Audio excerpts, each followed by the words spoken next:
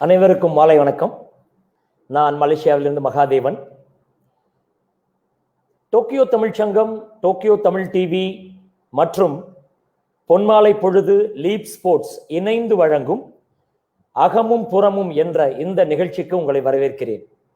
இந்த நிகழ்ச்சி எபிசோட் 9. இந்த 9ஆம் எண் என்பது மிகவும் ஒரு வியக்கத்தகு விஷயங்களை உட்கொண்டது. உதாரணத்துக்கு சொல்ல வேண்டும் என்றால் நவக்கோள்கள், நவரத்தினம், நவரசம் என்று நிறைய சொல்லலாம். இதற்கெல்லாம் முத்தாய்ப்பாக இப்பொழுது நடந்து கொண்டிருப்பது கலியுகம். இந்த கலியுகத்தில் ஆன்றோர் வாக்குப்படி மொத்தம் இருக்கக்கூடிய வருடங்கள் 4,32,000 வருடங்கள். ஆக இதன் கூட்டுத்தொகை 9. இன்னொரு சுவாரஸ்யம் என்ன தெரியுமா? இன்று வரை, இந்த வருடம் வரை 5,121 ஆண்டுகள் முடிவுற்றன.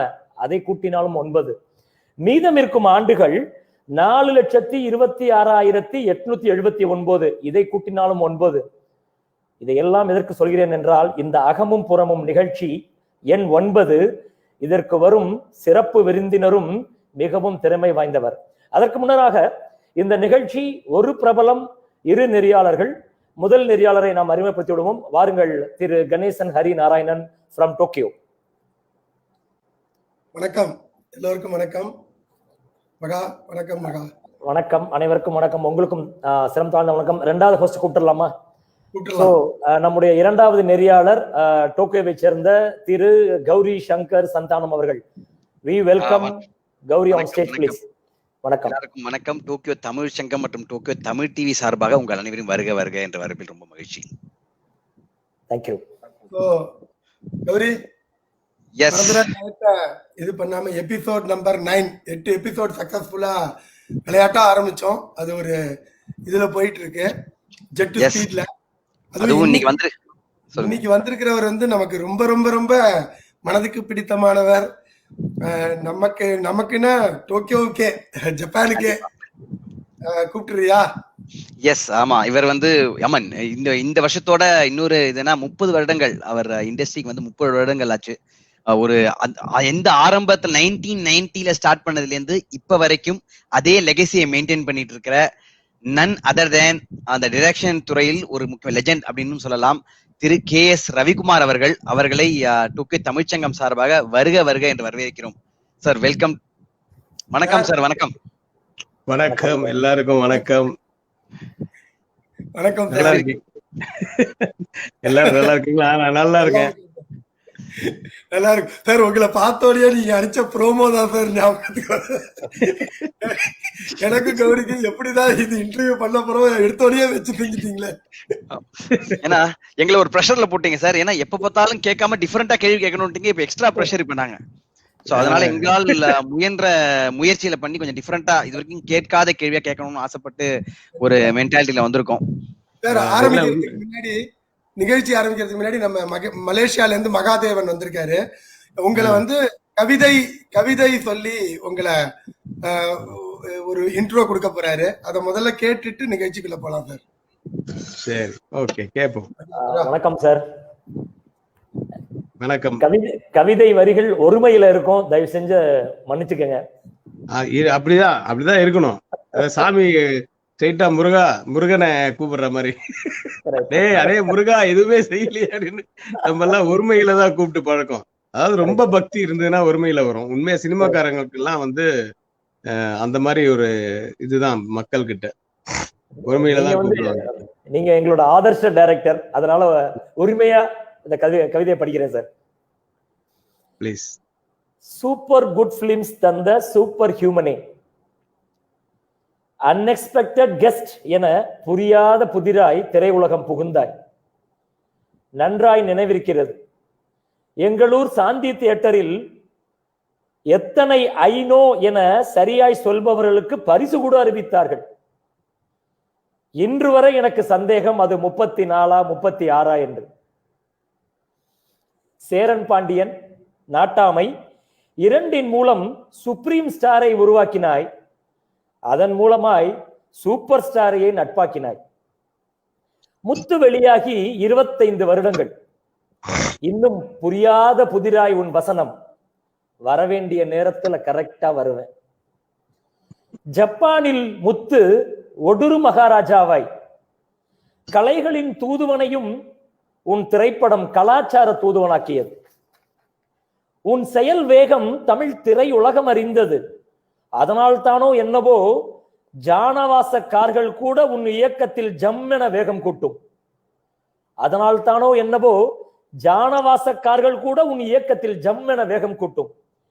இயக்குனர் சிகரத்திற்கு பிறகு இரு பெரும் திரை ஆளுமைகளை ஜனரஞ்சகமாக காட்டியது நீ.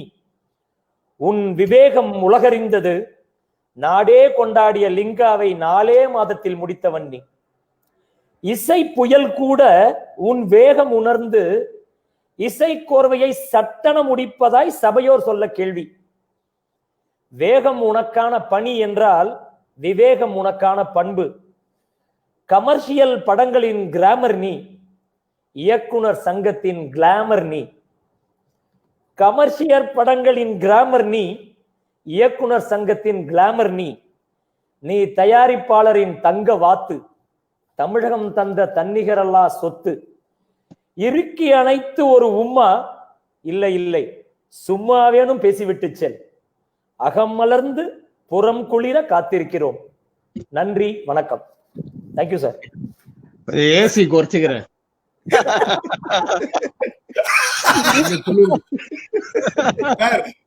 அதுல பஞ்சு வேறயா? இதான் டைரக்டோரியல் டச். ஆமா அந்த கவிதை sir Kamal sir Rajini sir 2 பேரையும் வந்து பாலச்சந்தர் சாருக்கு அப்புறமா வந்து 2-3 பேர் பண்ணிருக்காங்க. லைக் எஸ்பிஎம், ராஜசேகர் சார் கூட பண்ணிருக்காங்கன்னு நினைக்கிறேன். இந்த மாதிரி not only me, even RV Udhayakumar கூட 2 பேரையும் வச்சு டைரக்ட் பண்ணிருக்காரு.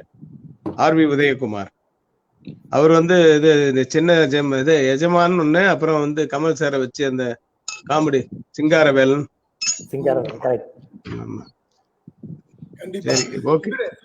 சார் இந்த கவிதை வந்து உங்களுக்கு உங்க வீட்டுக்கு ஒரு பார்சல் வந்திருக்கும், அதை கொஞ்சம் பாருங்களேன். வீட்டுக்கு பார்சலா? ஆமா, ஆல்ரெடி நம்ம இவங்கள்ட்ட இருக்கோம். யார்கிட்ட? ஜெயசுமாவை கேளுங்க, ஒரு பார்சல் வந்திருக்கும். ஜெய்சிம்மான்ட்டார் உன் பேர. ஜெயசுங்க ஜெயசு, நாங்களும் ஜெயசுமான்னு கூப்பிடுறோம். ஓ, எப்போ உன்கிட்ட சொன்னாரா? ஓகே ஓகே, அதை காமிச்சிருங்க சார். எங்க நினைவா உங்களோட இருக்கணும் சார் அது.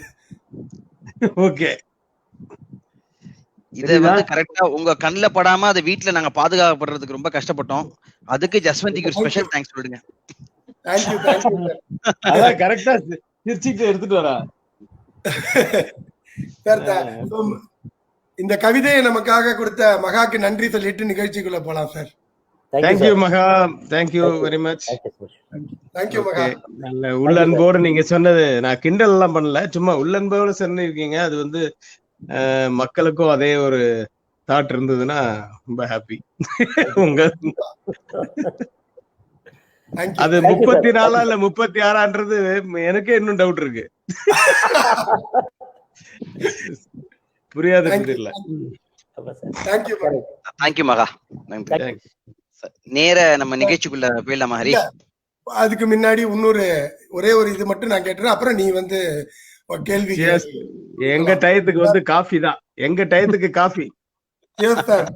உங்க டயத்துக்கு சியர்ஸ், உங்க டயத்துக்கு சியர்ஸ். சார், அதாவது இந்த நிகழ்ச்சி ஆரம்பிக்கிறதுக்கு முன்னாடி ரொம்ப நம்ம எல்லாருக்குமே எங்களை விட உங்களுக்கு எல்லாம் எத்தனை பாடல்கள் உங்களுக்கு பாடி இருப்பாரு. அவரை பத்தி ஒரே ஒரு பிரேயர் பண்ணிட்டு நிகழ்ச்சிக்குள்ள போலாம் சார். ஒரு போட்டோ. டெய்லி என்னுடைய பிரேயர்ஸ்ல 2 வேளை பிரேயர்ஸ்லயும் அவர் இருக்காரு. எஸ்பிபி அவர் சீக்கிரமே நல்லபடியா குணமடைஞ்சு வருவாருன்ற ஒரு நம்பிக்கையும் இருக்கு. அவரு என்னோட செகண்ட் டாக்டர் மாலிகா கல்யாணத்துக்கு வந்தவர். அதெல்லாம் நான் மட்டும் இல்ல, தமிழக மக்கள் மட்டும் இல்ல, இந்திய மக்கள் மட்டும் இல்ல, உலக மக்கள் பூராவுமே வந்து அவரு சீக்கிரமா குணமடைஞ்சு வரணும்ன்றதுக்கு வேண்டிக்கிறாங்க. கோர்ஸ் உங்களோட சேர்ந்து நானும் வேண்டிக்கிறேன். கண்டிப்பா. Gowri, over to you. Thank you. Okay sir, நம்ம நேர நான் சிம்பிளா டைரக்டா கொஸ்டின்ஸ் ஒரு சில கொஸ்டின்ஸ் எடுத்து வச்சிருக்கேன், அதுல இருந்தே போயிடலாம்னு நினைக்கிறேன். சார், நீங்க ஒரு டைரக்டரா ஆறதுக்கு முன்னாடி ஐ திங்க் ஒரு 10 வருடங்களா ஒரு அசிஸ்டன்ட் டைரக்டரா ஒரு ஸ்ட்ரகிள் உங்களுக்கு இருந்திருக்கு. பட் ஐ திங்க் குடும்பம் வந்து ஒரு வசதியான குடும்பம் அப்படிங்கறதுனால ஐ திங்க் உங்களுக்கு பினான்சியலா ஒரு ஸ்ட்ரகிள் இருந்திருக்காதுன்னு நம்புறோம். பட் இந்த விஷயம் எனக்கு ரொம்பவே கஷ்டமா இருந்தது அப்படின்னா என்ன விஷயத்த சொல்லுவீங்க சார்? அதான் நான் ஒர்க் பண்ற படங்கள்லாம் முதல்ல ரிலீஸ் ஆகாது, அப்புறம் அப்படியே ரிலீஸ் ஆச்சுன்னா அதுக்கப்புறம் ஓடாது. 1 வாரம், அப்புறமா 2 வாரம், அப்புறம் 4 வாரம், அப்புறம் ஆண்களை நம்பாதேன்ற ஒரு படம் தான் 50 நாள் ஓடுச்சு. அதுக்கப்புறம் 1000 பூக்கள் மலரட்டும், அதுவும் 50 நாள். அதுக்கப்புறம் ராஜாதான் ஒரு படம், அதுதான் 100 days ஓடுச்சு. ஸோ அவமானங்கள், அதாவது இந்த மாதிரி அவமானம் தான். எப்படின்னா, நான் ஷூட்டிங்ல இருக்கும்போது ரவி ஒர்க் பண்ணான அந்த படம், டேய் ரிலீஸே ஆகாதுடா, பேமெண்ட் எல்லாம் ஒழுங்கா வாங்கிடுறா அப்படின்னு மத்தவங்க என் காது கூட மத்தவங்க பேசுறதெல்லாம் எனக்கு கேட்கும்.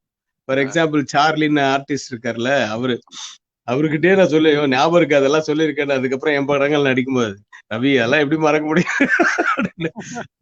அந்த மாதிரி ஒரு அவமானங்கள் மட்டும் இருக்கும் அப்ப அந்த ஸ்டேஜ்ல. தவிர மத்தபடி எனக்கு கஷ்டங்கள்லாம் எதுவுமே கிடையாது. ஹார்ட் ஒர்க் பண்ணுவேன் ரொம்ப, அது வந்து எல்லாருக்கும் பிடிச்சி, அவ்வளவுதான். மத்த நினைவு கூர்ற மாதிரி அதுதான். பட் யாருக்கிட்டையும் நானே போய் சான்ஸ் கேட்டது கிடையாது. நான் ஒர்க் பண்றது பார்த்து, ஒரு படத்துல ஒர்க் பண்றதை பார்த்து அவங்க சொல்லி அடுத்த டைரக்டர்ஸ் வந்து கூப்பிட்டு, அப்படிதான் அவங்க கூப்பிட்டா போவேன். காசெல்லாம் எதிர்பார்க்க மாட்டேன், கொடுத்தா வாங்கிப்பேன், இல்லைன்னா நோ ப்ராப்ளம் அப்படின்ட்டு வந்து. ஓகே, பட் அது ஒழுங்கா ஒர்க் அவுட் ஆகல அப்படின்னு சொல்லி தான் நீங்க வந்து சரி ஒழுங்கா வரலன்னு நீங்க பிசினஸ் ஸ்டார்ட் பண்ணலாம்னு சொல்லிட்டு தான் அது ஆர்கே பிளாஸ்டிக்ஸ் ஏதோ பிசினஸ் ஆரம்பிச்சிருந்தீங்க இல்லையா? KR plastics. Actually KR plastics. Okay, ஆமா. கேஆர்னா அதான் கற்பகம் ரவிக்குமார்னு. ஓகே. கேஆர் பிளாஸ்டிக்ஸ்ன்னு ஆரம்பிச்சு, அது வந்து ராஜாதானுக்கு முன்னாடி ஆரம்பிச்சேன். அதுக்கப்புறமா அது அப்போ வந்து சிஎஸ்எல் கார்டு, டைனோராஸ், சாலிடர், இந்த மாதிரி டிவிங்களுக்கு எல்லாம் வந்து சின்ன சின்ன மைன்யூட் நாப்ஸ், மைன்யூட் பார்ட்ஸ் எல்லாம் பண்ணி கொடுத்துட்டு இருந்தேன். அதுக்கப்புறம் ராஜாதான் ஓடினதுக்கு அப்புறம் புது வசந்தம் நல்லா ஓடிட்டு இருந்தது. புது வசந்தம் நல்லா ஓடி அப்போ நடத்திட்டு இருந்தேன். அப்புறம் நான் டைரக்டர் ஆகிட்டு புரியாத புதிர் முடிஞ்சு சேரன் பாண்டியன் பெரிய ஹிட், கமர்ஷியல் படம் பெரிய ஹிட்டுன்னு வந்து தெரிஞ்சதுக்கு அப்புறம் சேரன் பாண்டியன் நல்லா ஓடிட்டு இருக்கும்போது அதுக்கப்புறம் தான் அதை க்ளோஸ் பண்ணேன். அது வரைக்கும் எனக்கு சரி, ஏன்னா 10 years மேல அசிஸ்டன்ட் டைரக்டரா ஒர்க் பண்ணிட்டு இன்னும் வாழ்க்கை பூரா இப்படியே போயிடுச்சுன்னா அதுக்கப்புறம் கஷ்டம் இல்லையா? ஏன்னா எங்க அண்ணன் ஒரு பிசினஸ் பண்ணிட்டு இருந்தான், என் தம்பி ஒரு பிசினஸ் பண்ணிட்டு, எங்க அப்பா ஒரு பிசினஸ், நான் மட்டும் சும்மா எங்க அம்மா கிட்ட பேக்கெட் பண்ணி வாங்கி பொண்டாட்டிக்கு பூவும் புடவையும் வாங்கி கொடுத்துட்டு இருந்தா நல்லா இருக்காது. நம்ம சம்பாத்தியத்துல ஏதாவது பண்ணமேன்னு சொல்லி அது வந்து அது ஆரம்பிச்சது. அது நல்லா போயிட்டு இருந்தது இல்லையா? பட் நீங்க நல்லா போயிட்டு இருந்தது, நல்லாதான் போயிட்டு இருந்தது. பட் அது வந்து ரொம்ப நிறைய ரிஜெக்ட் ஆகும் அந்த பார்ட்ஸ் எல்லாம். ஏன்னா அது வந்து ரொம்ப மைன்யூட் பார்ட்ஸ்ங்கிறதுனால ரிஜெக்ஷன் தான் நிறைய போகும், அதுலதான் லாஸ் ஆகும். பட் ரிஜெக்ஷன்லாம் மறுபடியும் நாங்க அது பட் ஹார்ட் ஒர்க் பண்றோம் ரொம்ப நிறைய. அதுக்கும் ஹார்ட் ஒர்க் தான், இல்ல எனி பிசினஸ் ஹார்ட் ஒர்க் தான். நோ பெயின் நோ கெயின் சொல்லுவாங்களா, அது மாதிரி. அதுல அதை வந்து மறுபடியும் நாங்க வந்து அது அந்த ரிஜெக்ட் ஆனா கூட அதை நாங்க மறுபடியும் அதை யூஸ் பண்ணுவோம். யூஸ் பண்ணி மறுபடியும் ரீபில்ட் பண்ணி கொடுப்போம். அதனால கொஞ்சம் நிறைய வேஸ்டேஜ் ஆஃப் வந்து அந்த சேலரி அதுதான் வேஸ்ட் ஆகும் நிறைய. அந்த அது பெரிய ஒரு சொல்லணும், அது எப்படி அதுல லாபம் நஷ்டம் அப்படின்ட்டு. பட் ஓரளவுக்கு லாபம் இருந்தது, ரொம்ப பெருசா இல்லைனாலும். ஓகே, பரவாயில்ல சார், குட். ஓகே, நான் டக்குன்னு அப்படியே வேற ஒரு இதுக்கு ஒரு லீடு கொடுக்குற மாதிரி இருக்கு இந்த கேள்வி. நீங்க எவ்வளவோ கண்ட்ரி போயிருப்பீங்க, இது நமக்கு this is my best destination, I mean ஒரு ஹாலிடேவா இருக்கலாம், ஷூட்டிங்கா இருக்கலாம், பட் உங்களுக்கு மனசுக்கு ரொம்ப க்ளோஸான ஒரு கண்ட்ரி அவுட் சைட் இந்தியான்னு எதை சொல்லுவீங்க சார்? ஜப்பான்னு சொல்லணும், அவ்வளவுதானே? சரி, நம்ம கேள்வி ஸ்கிப் பண்ணலாமா சார்? அடுத்த கேள்விக்கு போயிடலாமா? ஆக்சுவலா மலேசியா வந்து 3 தடவை போயிருக்கோம், நிறைய ஃப்ரெண்ட்ஸ் இருக்காங்க அங்க, நான் ஃபேமிலியோட அங்க நிறைய போயிருக்கேன். பட் ஜப்பான் ஒரு தடவை தான் வந்திருக்கேன் with family. But we couldn't forget that place. என் ஃபேமிலி ஜஸ்ஸு, நான், என்னுடைய பெரிய டாக்டர், என்னுடைய பெரிய டாக்டருடைய குழந்தை, என்னுடைய முதல் பேத்திக்கு ஃபர்ஸ்ட் இயர் பர்த்டே அங்கதான் கொண்டாடணும். இல்ல அன்னைக்கு அன்னைக்கு கொண்டாடிட்டு அன்னைக்குதான் கிளம்பணும் இங்க இருந்து. இங்க கொண்டாடிட்டு இல்லையா, இங்க இருந்து கிளம்பிட்டு அதுக்கப்புறமா நாங்க அங்க வந்தோம். ரியலி உங்களோட அந்த ஹாஸ்பிட்டாலிட்டி, அப்புறம் அந்த ஜப்பான்ல எனக்கு தெரிஞ்ச அன்னைக்குதான் அங்க வந்துதான் கௌரி தெரியும். அங்க அதுக்கு முன்னாடி கொஞ்ச நாளைக்கு முன்னாடி நம்ம இவரை தெரியும், ஹரிய. மற்றபடி எனக்கு அப்புறம் குறிஞ்சி தெரியும். குறிஞ்சி எல்லாம் என்ன தெரியும்னா என்ன, ரொம்ப பழக்கம் கிடையாது. பட் இருந்தாலும் ரொம்ப நல்லா ஹெல்ப் பண்ணாங்க எல்லா விஷயத்துக்கும். அதனால மறக்க முடியாத ஒரு கண்ட்ரி வந்து ஜப்பான். எனக்கு வந்து அது சம்பந்தமா ஒரு மலரும் நினைவுகளை தூண்டுற மாதிரி ஒரு போட்டோ பாருங்க. ஞாபகம் இருக்கா சார்? ஞாபகம் இருக்கு. அந்த ஒரு ஹோட்டல்ல அன்னைக்கு ஒரு நாள் ஒரு டின்னருக்கு போயிருந்தோம். ஆமா, கீழே வந்து நம்ம வீட்டுல டின்னர் முடிச்சிட்டு கீழே நம்ம வீட்டு வராண்டால எடுத்தது. Oh correct. அந்த underground car park back சைடுல அந்த கார் உள்ள போவோம், வெளியே வச்சோன்னா அப்படியே உள்ள போயிடும். அதெல்லாம் ஞாபகம் இருக்கு. கரெக்ட். ஆமா. அந்த நம்ம தன்வியோட ஃபர்ஸ்ட் பர்த்டேக்கு இங்க வந்தேன்னு சொன்னதுனால தன்விய வந்து என் பொண்ணு ஹம்சி அப்ப இத்தினூண்டு இருப்பா பாருங்க, அவ தூக்கி வச்சிருப்பா. ஆமா, அந்த போட்டோ பாருங்க. இது பாரு. கரெக்ட். இப்ப 6 வயசு இருக்குமா சார்? 6 வருஷம் ஆச்சு. 6th பர்த்டே முடிஞ்சு, அதான் May 13th 6th பர்த்டே முடிஞ்சிச்சு. இன்னும் 3 months ஆச்சு. கண்டிப்பா. இன்ஃபேக்ட் நீங்க ஜப்பான் வந்திருந்த போது இன்னொருத்தவங்களும் ஃபேமிலியோட வந்திருந்தாங்க. அந்த போட்டோ பாருங்க.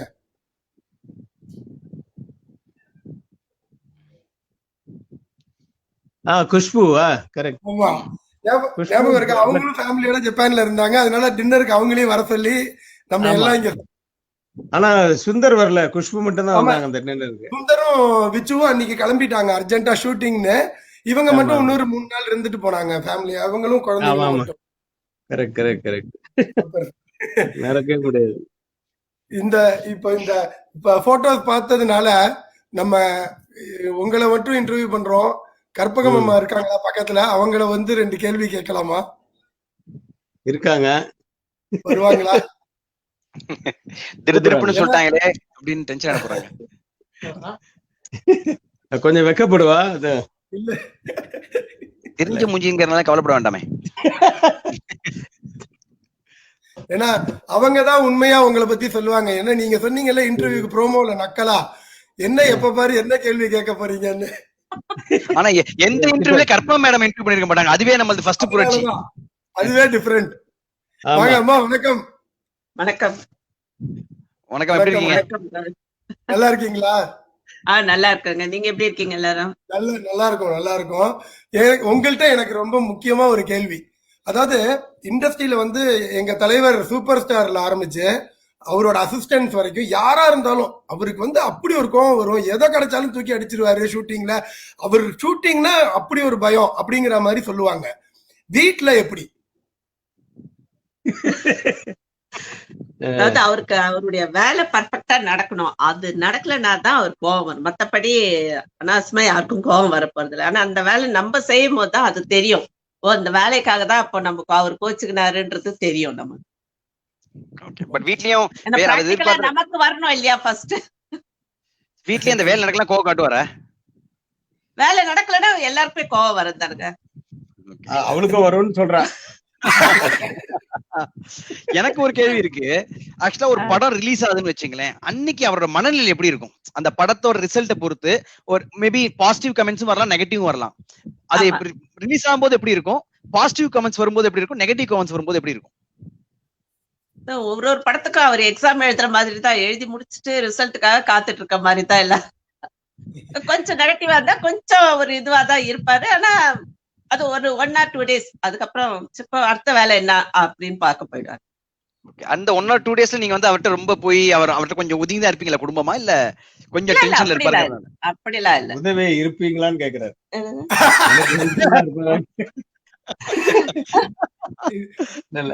இல்ல உபத்திரமா இருப்பீங்களான்னு காதுல வந்திருக்கு அவங்களுக்கு, அதனால இல்லன்ட்டாங்க. ஆக்சுவலா அவரோட படங்களுக்கு வந்து நீங்க வந்து ஒரு கிரிட்டிக்கா ஓப்பனா உங்க கமெண்ட்ஸ சொல்லுவீங்களா அவருக்கு? சொல்லுவோம். ஏதாவது இது நல்லா இல்ல அப்படின்னா நம்ம சொல்லிட போறோம் இது நல்லா ஆனா இருக்கு. மேக்சிமம் வந்து அப்படியெல்லாம் அவங்க சொல்ல மாட்டாங்க. ஏன்னா அவங்க நான் என்ன பண்ணாலும் பிடிக்கும் அவங்களுக்கு. என் பசங்க கொஞ்சம் ஓப்பனா கொஞ்சம் பேசுவாங்க. அது கூட டூ மச்சா இல்லாம. பட் என் ஃப்ரெண்ட்ஸ் தான் ஓப்பனா சொல்லுவாங்க. ஃப்ரெண்ட்ஸ் 4-5 பேர் இருக்காங்க. அவங்க எல்லாம் தான் வந்து ரொம்ப ஓப்பனா நல்லாவே இல்லடா சூப்பரா இருந்தது அது என்ஜாய் அப்படின்னு சொல்லுவாங்க. அது மாதிரி எல்லாமே வந்து ஓப்பனா பேசக்கூடியது உங்க ஃப்ரெண்ட்ஸ் தான். ஏன்னா இவங்க வந்து ஒரு வேலை நம்மள ஹர்ட் பண்ணிடக்கூடாதுன்றதுனால அப்படி பேசுறாங்களோன்னு தெரியல. இவங்க எந்த படம் பண்ணாலும் நல்லா இருக்குன்னு தான் சொல்லுவாங்க. என்னோட பெர்ஃபார்மன்ஸ் நல்லா இருக்குன்னுவாங்க. பசங்க மட்டும் அந்த இடத்துல கொஞ்சம் ஓவரா இருந்தது, இந்த இடத்துல ஓவரா இருந்ததுன்னு சொல்லுவாங்க. இவ வந்து எல்லா எது பண்ணாலும் பிடிக்கும். அதுலயும் ஸ்ட்ரைட் ஃபார்வர்ட் வந்து ஜஸ்வந்தியா? ஜஸ்வந்தி ஸ்ட்ரைட்டா சொல்லுவாளா? ஜஸ்ட்ல 3 பேருமே ஜஸ்ட், மாலிகா, ஜனனி 3 பேருமே ஸ்ட்ரைட் ஃபார்வர்ட். இப்ப அடுத்த கேள்வி என்னோடது அதுதான். அம்மா ஆக்சுவலா வந்து ஒரு ஒரு அப்பாக்கு வந்து பொண்ணுனாலே உயிர், ஜெனரலாவே எனி அப்பாக்களுக்கு வந்து பொண்ணு. அதுலயும் இவர் 3 பெண்கள். எப்படி அதுல 3 பேர்ல ஏதாவது எப்படி அன்பை சரிபாதியா கொடுக்கிறாரா, சரிசமமா கொடுக்கிறாரா, இல்ல அவருக்கு அதுலயும் ஒரு பெட்டு ஏதாவது இவங்கதான் ரொம்ப செல்லம் அப்படிங்கிற மாதிரி ஏதாவது உண்டா? நீங்க எப்படி பாத்திருக்கீங்க? இல்ல 3 பேர்கிட்டே ஈக்குவலா தான் அது இருக்கும். இவங்களோட அவங்க, அவங்களோட இவங்க அப்படி எல்லாம் கிடையாது. அல்ல அப்படியே இருந்ததுன்னா மட்டும் இப்ப சொல்ல முடியுமா? என் குடும்பத்துல குழப்பத்தை எதுக்கு உண்டாக்குறீங்க? இல்ல டு பி பிராங்க் வந்து எல்லார் பேர்லயுமே அன்பு பாசம் எல்லாம் ஈக்குவலா தான் இருக்கும். ஜஸ்ஸு கடைசி குட்டி இல்ல, அதனால கொஞ்சம் ஜாஸ்தியா செல்லம் வந்துங்க அது மேல. அது இல்லாம இப்போ 2 பேர் வந்து கல்யாணம் பண்ணிட்டு போயிட்டாங்க. ஒருத்தர் மட்டும் தான் வீட்டுல இருக்காங்க. அதனால இவன் மேல இப்போ கொஞ்சம் ஜாஸ்தியா அதான். பட் 3 பேர் மேலே அட்டாச்மெண்ட், அன்பு இதெல்லாம் எல்லாமே ஈக்குவல் தான். இது வந்து கடைசி குட்டின்றதுனால அந்த 2 பேருமே இவகிட்ட கொஞ்சம் ரொம்ப அட்டாச்சா இருப்பாங்க. எங்களை விட ஜஸ்ஸு தான் அவங்களுக்கு ரொம்ப முக்கியம். இப்ப ஷூட்டிங் எல்லாம் போனாருன்னா கண்டினியூஸ் ஷூட்டிங்ஸ் இவர் சாரோடதெல்லாம் இப்ப எடுத்தா முடிச்சிருவாரு. அதுவும் most of the time outdoor இருக்கும். அதுவும் இவர் எடுக்கிற படம் பெரிய பெரிய பட்ஜெட், பெரிய ஹீரோஸ். அப்ப அந்த மாதிரி சமயங்கள்ல 3 பெண் குழந்தைங்களை வச்சுட்டு இப்ப இல்ல, இப்பயாவது ஓகே, ஏர்லி ஸ்டேஜஸ்ல எல்லாம் எப்படி சமாளி, அந்த நேரத்துல எப்படி கோஆபரேட் பண்ணுவீங்க? அந்த இதை ஏதாவது கோவத்தை காமிச்சிருக்கீங்களா? 6 வருத்தத்தை தெரிவிச்சிருக்கீங்களா?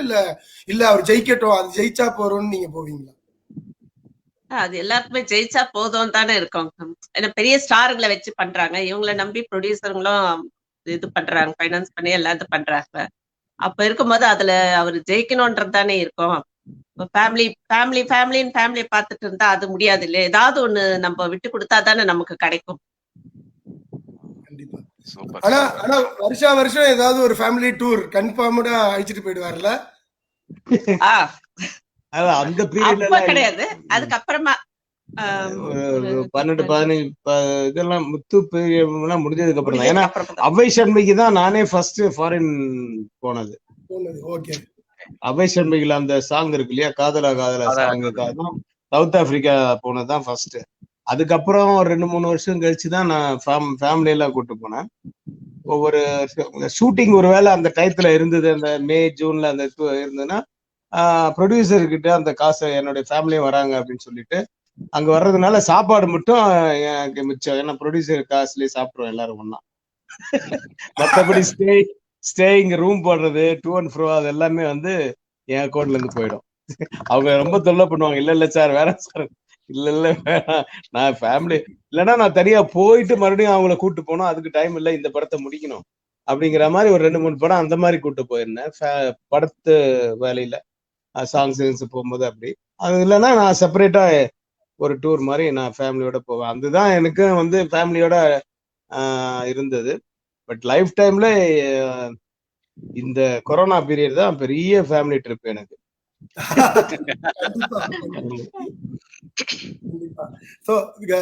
கௌரி, சில போட்டோஸ் எடுத்து வச்சிருக்கோம் சார். ஆமா, நீங்க 2 பேருமே அதை பார்த்துட்டு உங்க நினைவுகளை பகிர்ந்துக்கங்க. பாலாஜி முதல் போட்டோ. இது நானும் எங்க அண்ணனும். இதுல எது சார், இதுல எது லெஃப்ட் ரைட் எது சார்? நீங்க இதுல அந்த வீடியோ போட்டோஸ் ஹேட் போட்டிருக்கிறது எங்க அண்ணன், வித்தவுட் ஹேட் வந்து நானு. அது ஸ்கூல்ல ராஜாமத்தியா ஸ்கூலா இல்ல, அது ஆமா ராஜாமத்தியா அதுக்கு முன்னாடி இல்ல தட் இஸ் அப்போ வந்து இது பான்சகோஸ் கான்வென்ட்ல வந்து அப்போ ஸ்கூல்ல வந்து ஸ்கவுட்ன்னு இருக்கும்ல, அதுல அந்த ஸ்டில் அது எங்க Okay. அண்ணனோட. Okay. ஆனா அப்புறமா என்சிசில என் ஸ்கூல்ல இருந்தேன்.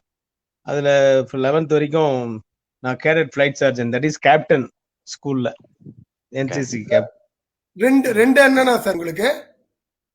ஒரு அண்ணன், ஒரு தம்பி, ஒரு அக்கா, ஒரு தங்க. சூப்பர். நான் சென்டர். அடுத்த போட்டோ எங்க அப்பா அம்மா. இது வந்து உங்களோட ரிசப்ஷன் சார் இது? ஆமா, என் கல்யாண ரிசப்ஷன் இங்க ஹேமமாலினில. ஹேமமாலினினா ஹேமமாலினி கல்யாண மண்டபம். ஓகே. பட் உங்க அப்பாவே ரொம்ப ஸ்ட்ரிக்ட் அப்படின்னு கேள்விப்பட்டிருக்கோமே சார். ஆமா ஆமா, ரொம்ப ஸ்ட்ரிக்ட், ரொம்ப பிடிவாதமா இருப்பாரு. அட் சேம் டைம் வந்து இலகுன மனசுன்னு சொல்லுவோம்ல. உங்களோட ரோல் மாடல் இல்லையா? ஆமா, ஆல்மோஸ்ட் அவர் காட்ஃபாதர் தான் அவர்.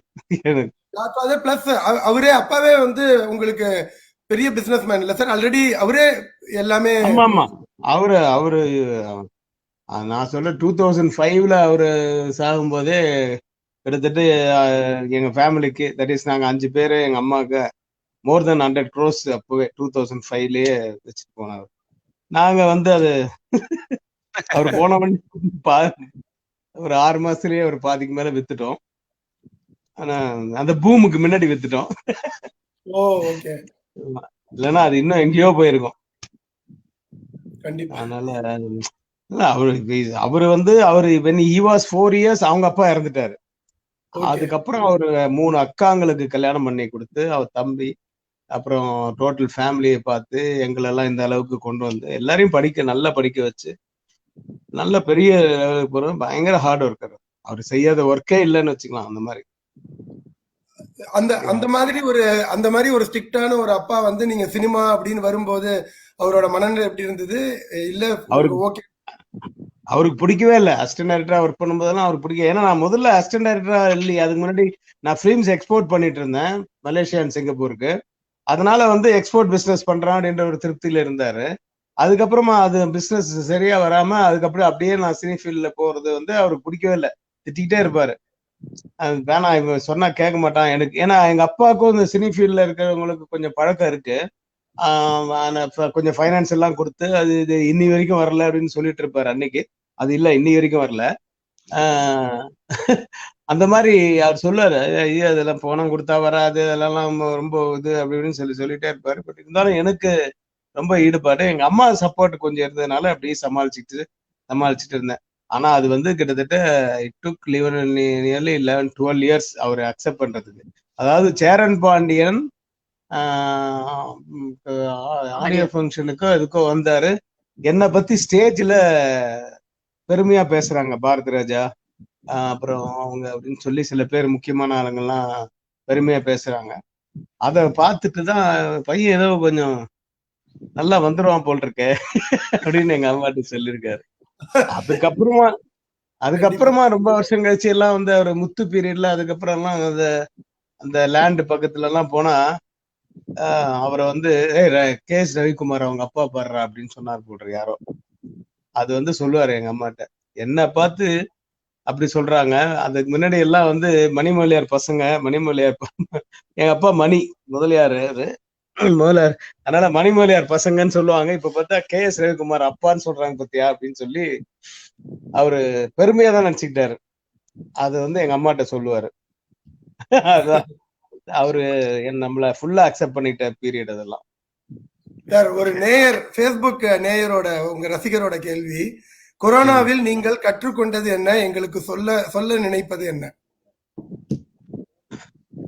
கற்றுக்கொண்டது அப்படின்னா என்ன, இதுல என்ன கத்துக்கிட்டது? வீட்டோட இந்த சோம்பேறித்தனத்தை ரொம்ப கத்துக்கிட்டேன். அதை யாருக்கும் சொல்லி கொடுக்க முடியாது. நிஜமாவே எனக்கு சோம்பேறித்தனமா இருந்தாலே பிடிக்காது. இப்போ ரொம்ப சோம்பேறித்தனமா இருக்கு. அதாவது ஒரு அளவுக்கு மிஞ்சி தூங்குனா கூட அது சோம்பேறித்தனம் வருது, பெயின் வருது பாடி. 8 மணி நேரத்துக்கு மேல நீங்க தூங்கி பாருங்க, அது ஒரு பெயின். அதனால சொல்லி கொடுக்குற அளவுக்கு எல்லாம் ஒண்ணும் இல்லை. தட் என்ன கொஞ்சம் இதெல்லாம் யோசிச்சுதான் பதில் சொல்லணும். என்னன்னா என்ன லேடிஸ்க்கு வந்து அதே வேலை தாங்க. அவங்க எப்பவும் வீட்டுல இருக்கிறவங்க நிறைய ஒர்க் பண்றது அதே ஒர்க்கு தான். இன்னும் கொஞ்சம் ஜாஸ்தி தான் அவங்களுக்கு வேலை.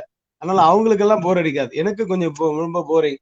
பட் கற்றுக் கொடுத்ததுன்னு அப்படின்னு பார்த்தா இந்த மாதிரி ஃப்ரீ பீரியட்ல வந்து ஃபேமிலியில இருக்க ஒருத்தரையும் நீங்க படிக்கிறதுக்கு வந்து இதெல்லாம் நல்ல ஒரு சான்ஸ், வாய்ப்பு. ஒவ்வொருத்தரை பத்தியும் நம்ம தெரிஞ்சுக்கிறதுக்கு நல்ல வாய்ப்பு. இதெல்லாம் வந்து மிஸ் பண்ணக்கூடாது. ஃப்ரீயா இருக்கும் போதெல்லாம் அதை செய்யணும். அதுக்காக ஒரு வாட்டி கொரோனா வராது. அதனால மற்றபடி எனக்கு வந்து பெரிய பிளஸ் பாயிண்ட்ஸ்ன்னு பாத்தீங்கன்னா ரொம்ப கம்மி தான். பொல்யூஷன் இல்லை அப்படின்றதுக்கு அதுக்காக வந்து நம்ம வந்து அப்ப நம்ம இப்ப கூட பொல்யூஷன் வேண்டாம்னா நம்ம கிராமத்துல போய் இருந்துக்கலாமே. அதெல்லாம் நம்ம சொல்ல முடியாது. வருத்தம் தான் நிறைய கொரோனானால. நெருங்கியவர்கள் எல்லாம் எனக்கு தெரிஞ்சு ஜே அன்பழகன் ஒருத்தர் இறந்துட்டார்ல, எம்எல்ஏ. அவர்லாம் வந்து என்னுடைய நான் அவர்லாம் கிளாஸ்மேட். சில காலேஜ்ல ஒரே கிளாஸ், பிஏ எக்கனாமிக்ஸ்.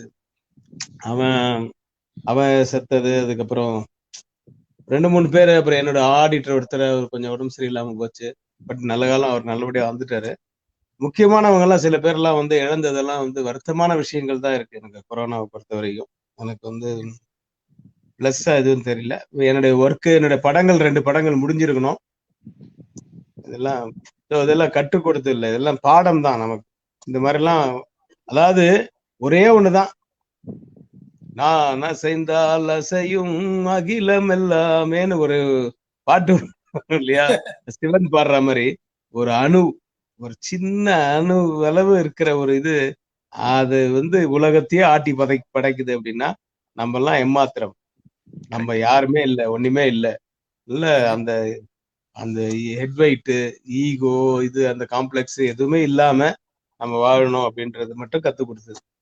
அது ஏற்கனவே இருக்கு. இருந்தாலும் வந்து ஒரு சின்ன கண்ணுக்கு தெரியாத ஒரு இது வந்து கிருமி வந்து உலகத்தையே ஆட்டி படைச்சிருக்கு பாருங்க. ஆட்டி படைக்குது பாருங்க. எவ்வளவு பெரிய ஆளுங்கள்லாம் கூட ஒண்ணுமே இல்லாம சாதாரணமா, அது ஏழையும் இல்ல பணக்காரனும் இல்லைன்ற ஒரு பாகுபாடு இல்லாம ஒரு லெவல்ல எல்லாருமே அட்டாக் பண்றது இது ஒண்ணுதான் எனக்கு தெரிஞ்சு. கௌரி, அடுத்த போட்டோ. இது வந்து நான் ஆக்சுவலா அந்த ஸ்கூல் காலேஜ் டேஸ்ல வந்து நாராயணன் என்னுடைய ஃப்ரெண்டு, அவனுடைய மாமா வந்து அவர் ப்ரொடியூசரு. அவர் படம் எடுக்கிறாங்க. அங்க வந்து நான் ஃப்ரெண்ட்லியா போய் அவங்க வீட்டுல உட்காந்துருப்பேன். அப்பவே அவங்க அந்த டைரக்டர் சொல்றதெல்லாம் ஏதோ காப்பி எடுத்துருந்தா நானும் எழுதுவேன். கையெழுத்தெல்லாம் நல்லா இருக்குன்னு சொல்லுவாங்க. பட் நான் அசிஸ்டன்ட் டைரக்டர் இல்லை அப்போ. அந்த அவருடைய வீட்டுல எடுத்தது அது. அப்போ நாராயணன்ற என்னுடைய ஃப்ரெண்டு, அவன் வந்து எடுத்தது அது. அவங்க முடியெல்லாம் வச்சுட்டு இட் மஸ்ட் பி 1978 இல்லை 9 இருக்கணும்.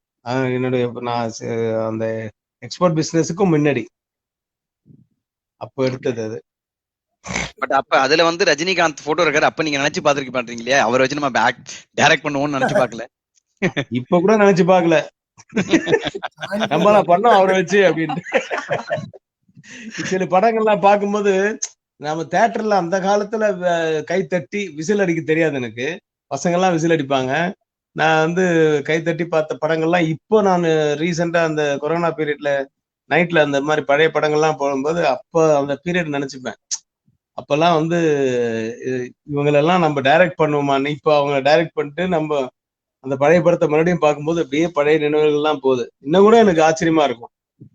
டைரக்ட் பண்ணது மட்டும் இல்ல, ரஜினி கமல் சாரை விட சிவாஜி சாரை வந்து நம்ம டைரக்ட் பண்றது. ஆமா, ரொம்ப பெரிய. ஏன்னா எங்க டோட்டல் ஃபேமிலி சிவாஜி சாருடைய ஃபேன்ஸ் நாங்க. அதனால வந்து அவரை வந்து நான் டைரக்ட் பண்ணுவான்றது கூட நினைச்சே பார்த்தது இல்ல. சொல்லுங்க. அதுதான் அடுத்த கேள்வி. படையப்பால 2 இமயங்களை நீங்க வந்து வச்சு அந்த அனுபவத்தை சொல்லுங்க சார். ஒரு பக்கம் சிவாஜி சார், ஒரு பக்கம் ரஜினி சார். என்ன அனுபவம்? நிறைய இருக்கு அனுபவம். அதெல்லாம் நிறைய. KS ரவிக்குமார் இன்டர்வியூஸ்ன்னு போட்டீங்கன்னா நிறைய வரும். இப்ப நான் சொல்ல ஆரம்பிச்சேன்னா ஒரு 2 மணி நேரம் இதுலயே முடிஞ்சிடும். அந்த அளவுக்கு இருக்கு. ஏதோ 1 or 2 சொல்றதுக்கு. பர்டிகுலரா நீங்க ஏதாவது இது மாதிரி ஸ்டில்லு காமிச்சு கேட்டா எனக்கு கொஞ்சம் அந்த போர்ஷன் சொல்லலாம்னு. ஏன்னா எதை சொல்றதுன்னு தெரியாது போயிடும். இப்ப அடுத்த போட்டோக்கு போயிடலாம் சார். இப்ப அடுத்த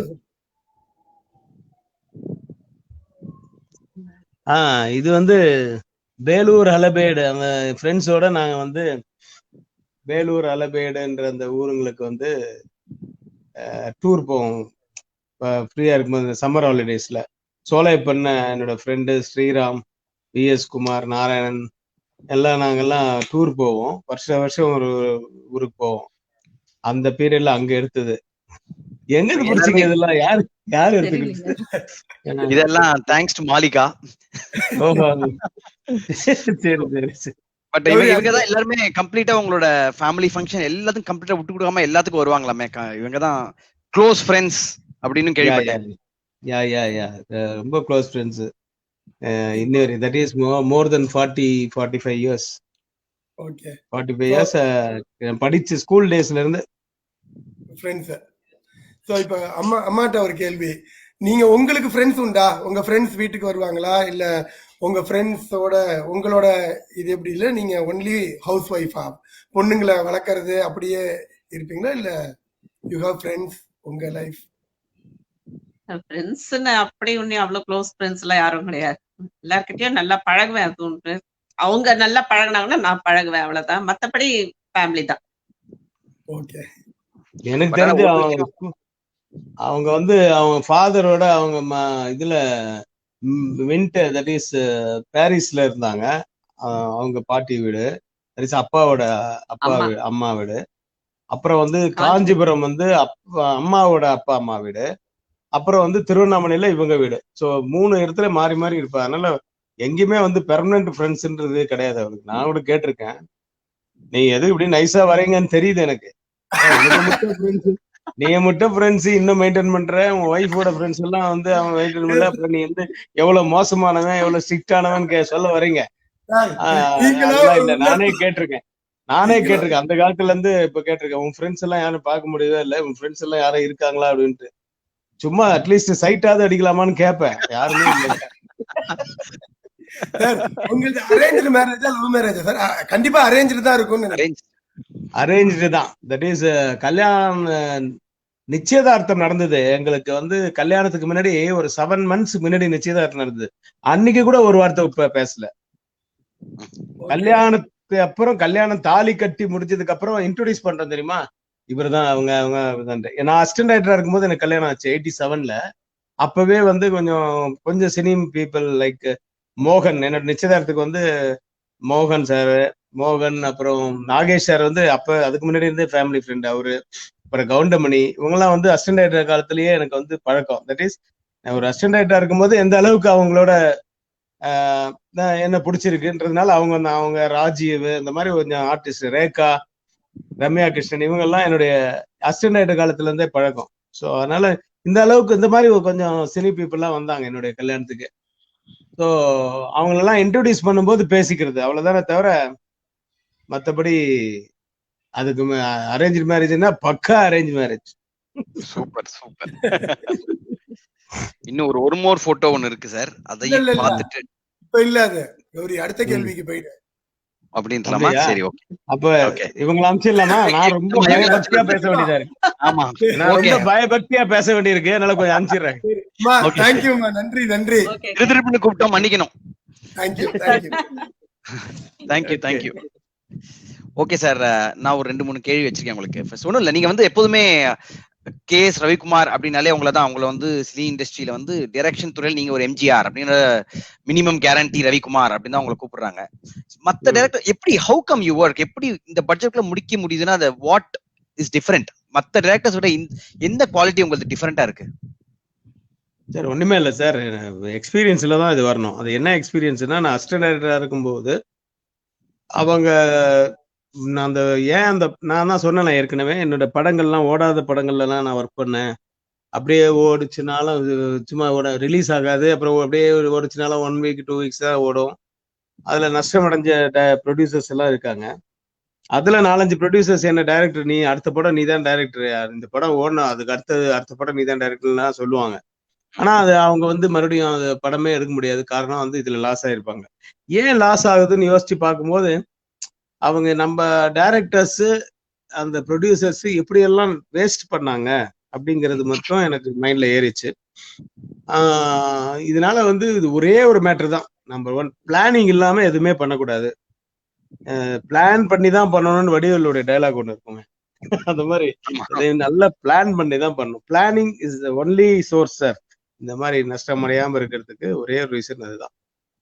சோ அதுக்கு நீங்க வந்து பிளானிங்கான எஃபோர்ட் ஃபர்ஸ்ட், அதுக்கு தான் மெயின் முக்கியத்துவம் கொடுத்து அதுக்கப்புறம் தான் ஷூட்டிங்கே கிளம்புவீங்களா ஃபுல்லா கம்ப்ளீட்டா? 100%. ஆமா, நான் பிளான் பண்ணாம போவே மாட்டேன். ஒவ்வொரு சீனும் இன்னைக்கு வந்து இந்த 3 சீனு, இன்னைக்கு இந்த 5 சீனு, இது பெரிய சீனா இருக்கு, இது இந்த ஃபைட் வந்து இன்னைக்கு இந்த 3 நாள் இப்படின்னு ஃபிக்ஸ் பண்ணிட்டா அந்த டயத்துக்குள்ள முடிக்கணும் அப்படிங்கிறது வந்து கம்பல்சரியா வச்சுப்பேன். அதை மீறி அதுக்கு முன்னாடி முடிஞ்சிருச்சுன்னா பின்னாடி போட்டிருக்க ஏதாவது ஒர்க் அதெல்லாம் தூக்கி முடிச்சிருவேன் முன்னாடி. ஸோ அந்த மாதிரி அந்த இது வந்து மாறிட்டே இருக்கும். அந்த மாதிரி மாறும்போது கொஞ்சம் குழப்பம் வரும் இல்லையா? சரி, அப்ப நாளன்னைக்கு அப்போ கொஞ்சம் ஃப்ரீயா இருக்குமே, நாளன்னைக்கு ஒர்க்கை வந்து இன்னைக்கே பண்ணிட்டாரு, அப்ப என்ன பண்ண முடியும் அப்படின்ட்டு நான் கொஞ்சம் இது பண்றதை விட, எனக்கு அப்போ கூட ரமேஷ் கண்ணா ரொம்ப எனக்கு அசோசியேட்டா இருக்கும்போது அதெல்லாம் இதை தூக்கி போயிட்டு அதுக்கு முன்னாடி மேட்டர் அதுக்கு பின்னாடி இருக்கிற மேட்டர்லாம் அது உள்ள போட்டு அந்த டேட் இருக்கான்னு பார்க்கணும், இல்லைன்னா அந்த 2 நாள்ல அந்த ஆளு வர சொல்றது, அந்த ஆர்டிஸ்ட் வர சொல்றது, இது மாதிரிலாம் வந்து நல்லா எனக்கு வந்து இது பண்ணது வந்து ரமேஷ் கண்ணா. நிறைய அசிஸ்டன்ட் அந்த மாதிரி பண்ணிருக்கவங்க இருக்காங்க. பட் ரமேஷ் கண்ணா இதுல வந்து நம்பர் 1 அந்த டேலண்ட். அப்புறம் தேனப்பன் இப்ப ப்ரொடியூசரா இருக்காரு. இவங்க 2 பேருடைய கோஆபரேஷன்ல வந்து அந்த ஒர்க் எல்லாம் இன்னும் ரொம்ப நல்லா ஃபாஸ்டா நடக்கும். அதனாலதான் எனக்கு கோவம் வர்றது. இன்னைக்கு பிளான் பண்ணது இன்னைக்கு நடக்கலன்னா எவ்வளவு கோவம் வரும். இன்னைக்கு இந்த இன்டர்வியூ நான் வரல, சாரி சார் அப்படின்னு சொல்லிட்டு நான் 4:05க்கு சொன்னேன்னு வச்சுங்க, எப்படி இருக்கும் உங்களுக்கு? அப்ப எவ்வளவு கோவம் வரும். என்னெல்லாம் பிளான் பண்ணிருப்பீங்க. அந்த மாதிரி அது வந்து அந்த கோவம் தான் வந்து எனக்கு இருக்குமே தவிர, மற்றபடி அதர் தன் ஷூட்டிங், நீங்க எடிட்டிங்கோ டப்பிங்கோ ரெக்கார்டிங்கோ எஃபெக்ட்ஸ் மிக்சிங் அது இதுன்னு நிறைய ஒர்க் இருக்கு இல்லையா? அந்த மாதிரி நேரத்துல எல்லாம் நான் அந்த மாதிரி கோவமே வராது. கோவம் வராது. அப்போ வந்து கூலா தான் இருப்பேன். ஏன்னா அது வந்து லேட் ஆச்சுன்னா கூட மறுபடியும் மறுநாள் பண்ணிக்கலாம். இது மாதிரி ஒரு ஆர்டிஸ்ட் காம்பினேஷனோட இருக்கிற சீன் பேலன்ஸ் விழுந்துருச்சுன்னா அந்த காம்பினேஷன் பிடிக்க, நான் அசிஸ்டன்ட் டைரக்டரா இருக்கும்போது கிட்டத்தட்ட ஒரு 15-16 ஆர்டிஸ்ட் இருக்கிற ஒரு சீனு பேலன்ஸ் விழுந்து போய் மறுபடியும் அதை வந்து இந்த நாளன்னைக்கு பண்ணிக்கலாம், அதுக்கடுத்து பண்ணிக்கலாம், அடுத்த வருஷம் கிட்டத்தட்ட 7 மாசம் தள்ளி போச்சு. ஏன்னா ஒரு தடவையும் பண்ணும்போது இந்த 14-15 ஆர்டிஸ்ட்ல ஒரு ஆர்டிஸ்ட் சின்ன ஒரு ஜூனியர் ஆர்டிஸ்ட் மாதிரி ஒரு சின்ன குள்ளமா இருக்கிற ஒரு பையனை போட்டோம். அந்த பையன் வந்து படத்துல பிஸியா இருக்கனால, அவன் இல்லாதனால இந்த பெரிய ஆர்டிஸ்ட் எல்லா டேட்ஸும் கேன்சல் பண்ணி இந்த மாதிரிலாம் நிறைய நடந்தது. அதெல்லாம் தான் எனக்கு வந்து படிப்பு. அந்த நான் அசிஸ்டன்ட் டைரக்டரா இருக்கும்போது அதெல்லாம் படிச்சு, சோ பிளான் பண்ணா அந்த பிளான் பண்றது பெரிய விஷயம் இல்லை. அந்த பிளான் பண்ணதை கரெக்டா நம்ம வந்து எடுக்கணும். அதை வந்து இம்ப்ளிமெண்ட் பண்றதுலதான் நம்மளுடைய சாமர்த்தியம் இருக்கு. அதனால வந்து வெறும் ஒர்க்கே பார்க்க கூடாது. அந்த நேரத்துல நம்ம எவ்வளவுலாம் அந்த ஒவ்வொரு சீனையும் சரி, ஒவ்வொரு பெர்ஃபார்மன்ஸையும் சரி, எவ்வளவுலாம் நம்ம வந்து இன்னும் இம்ப்ரூவைஸ் பண்ணி நம்ம அதை டெவலப் பண்ணி அது வேலை வாங்குறோம் அப்படிங்கிறது தான் நம்மளுடைய டேலண்ட் இருக்கு. Super sir. இன்னும் ஒரு கேள்வி. ஆக்சுவலா அந்த டிசம்பர்ல ஒரு வாட்டி 2004 டிசம்பர்ல வந்து சுனாமி வந்தது இல்லையா சென்னையில? ஆக்சுவலா நான் கேள்விப்பட்டோம், அது வந்து அன்னைக்கு ஒரு ஷூட் நீங்க டிசைட் பண்ணி அன்னைக்கு பீச் ஓரமா பிளான் பண்ணி செட்டுக்கிட்டு எல்லாம் போட்டு ரெடியா இருந்தது. உங்களுக்கு ஏதோ ஒரு இன்ட்யூஷன் என்னமோ தோணி இருக்கு, முத நாள் சாயந்தரமா நாளைக்கு மீட்டிங் கேன்சல் பண்ண, நாளைக்கு இது கேன்சல் பண்ணல. எனக்கு தோணல, அவனுக்கு தோணி இருக்கு இவனை காப்பாத்தணும். உண்மையாவே அதான். ஆக்சுவலா நான் வந்து அட்வர்டைஸ்மெண்ட் பிலிம்ஸ் எல்லாம் நான் பண்ணதே கிடையாது. ஆட் பிலிம்ஸ் நான் பண்ணதே இல்லை. பட் என்னுடைய ஃப்ரெண்டு நந்தகுமார்னு ஒருத்தர், அவரு வந்து இந்த பி நேச்சுரல்னு ஒரு ப்ராடக்ட் ஜூசஸ் எல்லாம் பண்ணுவாரு. அது வந்து ரவி நீ எதாவது பண்ணி கூட ஒரு இது அப்படின்னு சொல்லிட்டு இந்த குஷ்பு வச்சு அது மாதிரி வச்சு நிறைய இதெல்லாம் பண்ணோம். அப்போ ஒரு சாங் மாதிரி ஒண்ணு பண்ணி கொடுங்கன்னு சொல்லிட்டு வித்யாசாகர் வச்சு சாங் எல்லாம் ரெக்கார்ட் பண்ணோம். அந்த சாங் வந்து ஒரு நாள் 2 நாள் ஷூட் பண்ண வேண்டியது இருந்தது. அதனால வந்து நான் வந்து ராஜு சுந்தரத்தை ஃபிக்ஸ் பண்ணியிருந்தேன். ராஜு சுந்தரம் ஃபிக்ஸ் பண்ணி, ராஜு சுந்தரம் வந்து ஓ சார் நான் ரொம்ப பிஸியா இருக்கேன் சார் அது இருக்கு அப்படின்னு சொல்லி அப்புறம் வந்து நான் ரொம்ப தொல்லை பண்ணனால, சரி சார் அந்த சண்டே வேணா நான் இது பண்ணிக்கிறேன் சார், சண்டே எனக்கு ஒர்க் இல்லை, அன்னைக்கு வேணா பண்ணிக்கலாம் அப்படின்னு சொல்லி சொன்னாரு. சரின்னு சொல்லி சண்டேக்கு எல்லாம் ஃபிக்ஸ் பண்ணி வச்சு டான்சர்ஸ் எல்லாம் பாம்பேல இருந்து வராங்க. ஒரு 25-30 டான்சர்ஸ், கேர்ள்ஸ் அண்ட் பாய்ஸ் வந்து டான்ஸ் வராங்க. அதுக்கு அவரு என்ன எல்லாம் வேணும்னு கேட்டாரோ அந்த மாதிரி ஒரு செட்டு வந்து சிதம்பரம் சாருடைய ஃபார்ம்னு ஒண்ணு இருக்கு அங்க நம்ம இதுல பீச் ஈசிஆர்ல. அது எப்படின்னா இதான் ஷோர் அப்படின்னா அந்த ஷோருக்கு உள்ள இப்படி வரும், இந்த எட்ஜி ஷோருக்கு மேல இந்த பக்கம் இப்படி வரும். அதாவது அந்த லேண்ட் கட் பண்ணா அப்படி வாட்டரோட லெவல் மாதிரி இருக்கும். அந்த அளவுக்கு தட் இஸ் வாட்டருக்குள்ள போகும் அந்த லேண்ட். ஓகே, ஒரு இடம், அந்த இடத்துல அவர் வேணும்னு கேட்டாரு. செட்டு ரொம்ப சூப்பரா இருக்கும் அந்த அப்படின்ட்டு அங்க செட் எல்லாம் போட்டிருந்தோம்.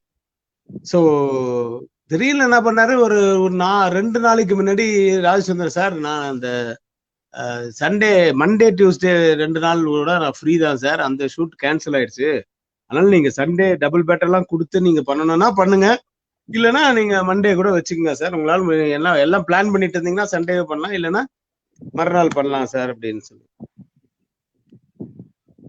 நான் அப்புறம் யோசிச்சேன், சரி எதுக்கு டபுள் பேட்டர்லாம் கொடுத்து மண்டேவே பண்ணலாமே அப்படின்னு சொல்லி பாம்பேல இருந்து அன்னைக்கு ஈவினிங் வந்து சாட்டர்டே ஈவினிங் ட்ரெயின்ல வந்து கிளம்ப வேண்டிய அந்த டான்சர்ஸை மத்தியானம் ஃபோன் பண்ணி நாளைக்கு நைட்டு ட்ரெயின்ல இருந்து கிளம்புனா போதும் அப்படின்னு லாஸ்ட் மினிட்ல கேன்சல் பண்ணி அவங்கள வந்து தள்ளி போட்டு இங்க வந்து செட்டெல்லாம் ஆல்மோஸ்ட் முடிஞ்சிருச்சு.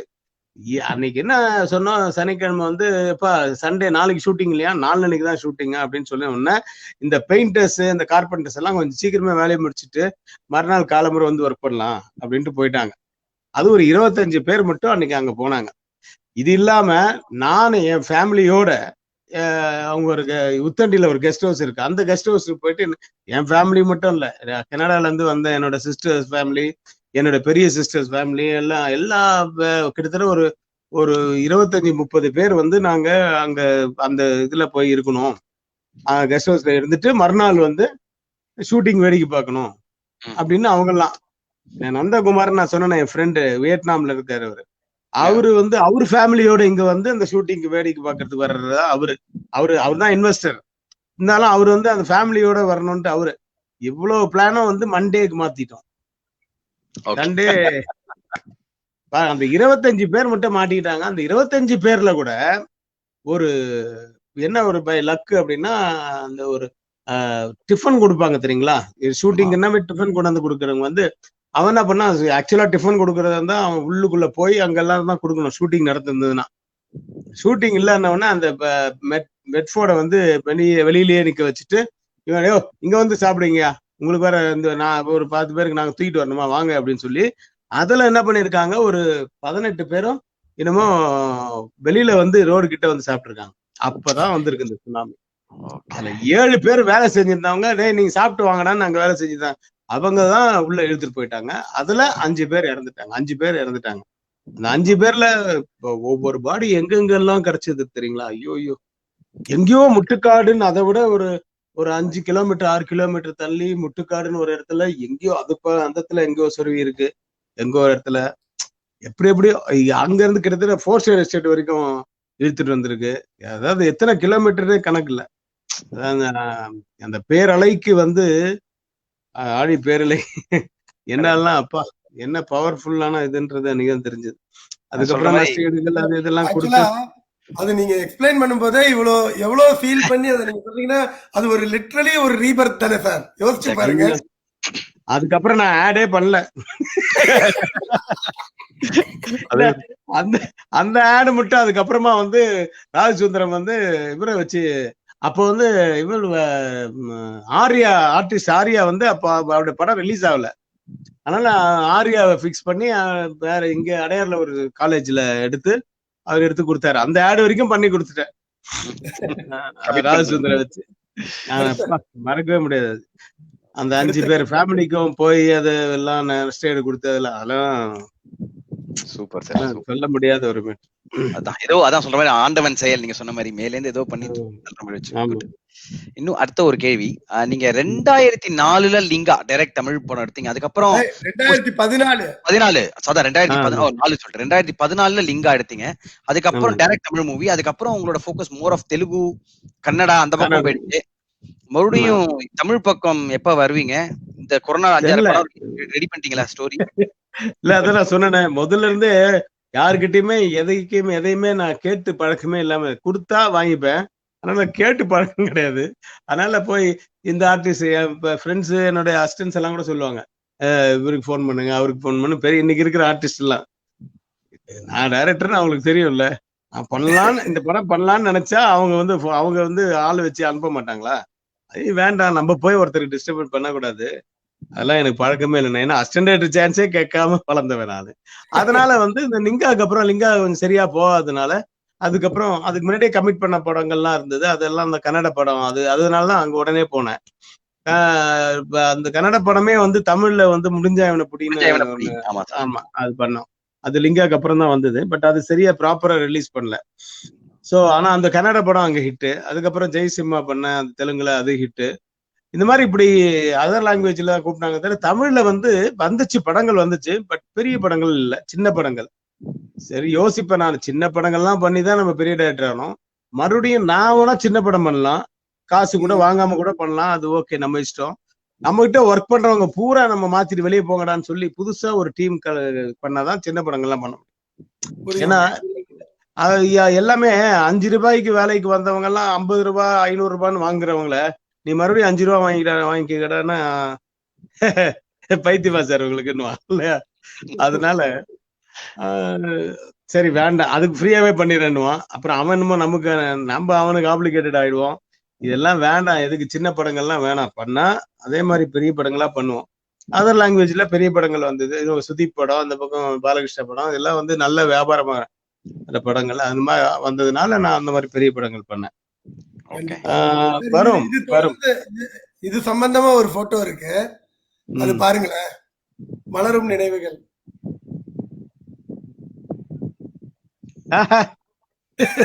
நீங்கதான் அதான் ஃபர்ஸ்ட் டைம் ஹரியை மீட் பண்ணது. கரெக்ட், லிங்கா ஷூட்டிங்ல. கரெக்ட். நான் அப்போ வந்து என்ன மழை இல்ல அந்த பீரியட்லங்க, ஐயோ பயங்கர. அந்த 2 நாள் உங்களோட அங்க தங்கி இருந்தது, அது ஆக்சுவலா ராக்லைன் வெங்கடேஷ் வந்து நம்ம டிராவல் மாஸ்டர் ராம்ஜியோட கூட்டு வந்தாரு. ஃபர்ஸ்ட் சாங் நீங்க ஜப்பான் பிளான் பண்ணி ஒரு ஐடியா இருந்தது, ஞாபகம் இருக்கா உங்களுக்கு? வந்து தலைவரையும் பார்த்துட்டு உங்களையும் பார்த்து பேச சொன்னார் ராக்லைன் வெங்கடேஷ். அப்ப நானும் நம்ம ஜப்பான் ஒகிதாவும் வந்திருந்தோம். ஆமா ஆமா. இன்ஃபேக்ட் அப்பதான் முதல்ல என்ன பாக்குறீங்க. ஆனா முதல்ல என்ன மக்களை குட்டினீங்க. அந்த போட்டோ நான் உங்களை வச்சுதான் உங்களுக்கு தான் முதல்ல கொடுக்குறேன்னு சொல்லி என்னோட படத்தோட இது கொடுத்தேன், ஆடியோ இது லான்ச். ஆமா ஆமா, நீங்க படம் ப்ரொடியூஸ் பண்ண படத்தினுடைய இது. ஜப்பான்ல இருந்து ஏன்டா இப்படி பண்றீங்க, சம்பாதிச்சீங்க. இல்ல அதாவது அது எதுவும் நம்ம கையில இல்ல சார். அது ஒரு சில படங்கள் வந்து நம்ம நினைச்ச மாதிரி வரணும், நினைச்ச மாதிரி ஓடணும், நினைச்ச மாதிரி ஆபத்தை சம்பாத்தி கொடுக்கணும்ன்றதெல்லாம் ஒரு சில பெர்சன்டேஜ் தான். ஏன்னா நீங்களும் ஒரு மாதிரி ஃபேமிலி டைப் ஆஃப் பீப்புள். நீங்க சொன்னதை வச்சு நான் சொன்னேன் அப்போ இதெல்லாம் எதுக்கு இறங்குனீங்கன்ட்டு. அதுக்கப்புறம் உங்க படத்தை பார்த்து கூட நான் சொன்னேன், சார் நீங்க தப்பா நினைச்சிட்டாலும் பண்ணுங்க, நினைச்சுக்கங்க. இதெல்லாம் வந்து நீங்க யாராவது கேட்டாங்கன்னா கொடுத்துருங்க சார், நீங்க எல்லாம் ரிலீஸ் பண்ணாதீங்க. நீங்க அதே மாதிரி சன் டிவில அங்க கேக்குறாங்கன்னா பேசாம என்ன வேலைக்கு வந்தாலும் கொடுத்துருங்க அப்படின்னு அவங்களுக்கு சொன்னேன். சரி, அப்பெல்லாம் உங்களுக்கு என் மேல கொஞ்சம் கோவம் இருந்திருக்கும். நான் அதை பத்தி எல்லாம் கவலைப்பட இல்லன்றீங்க, இன்னைக்கு இல்லங்கிறீங்க. ஆனா அன்னைக்கு வந்து அது இருக்கும். என்னன்னா நம்ம படத்தை பத்தி இப்படி சொல்லிட்டாரு அப்படின்ட்டு எனக்கு எப்பவுமே ஓப்பனா தோன்றத. வேற என்ன பண்ண முடியும்? ஏன்னா அப்போ அட்லீஸ்ட் அதுல வர அது லாபமாவது வரட்டுமே உங்களுக்குன்றது ஒரு.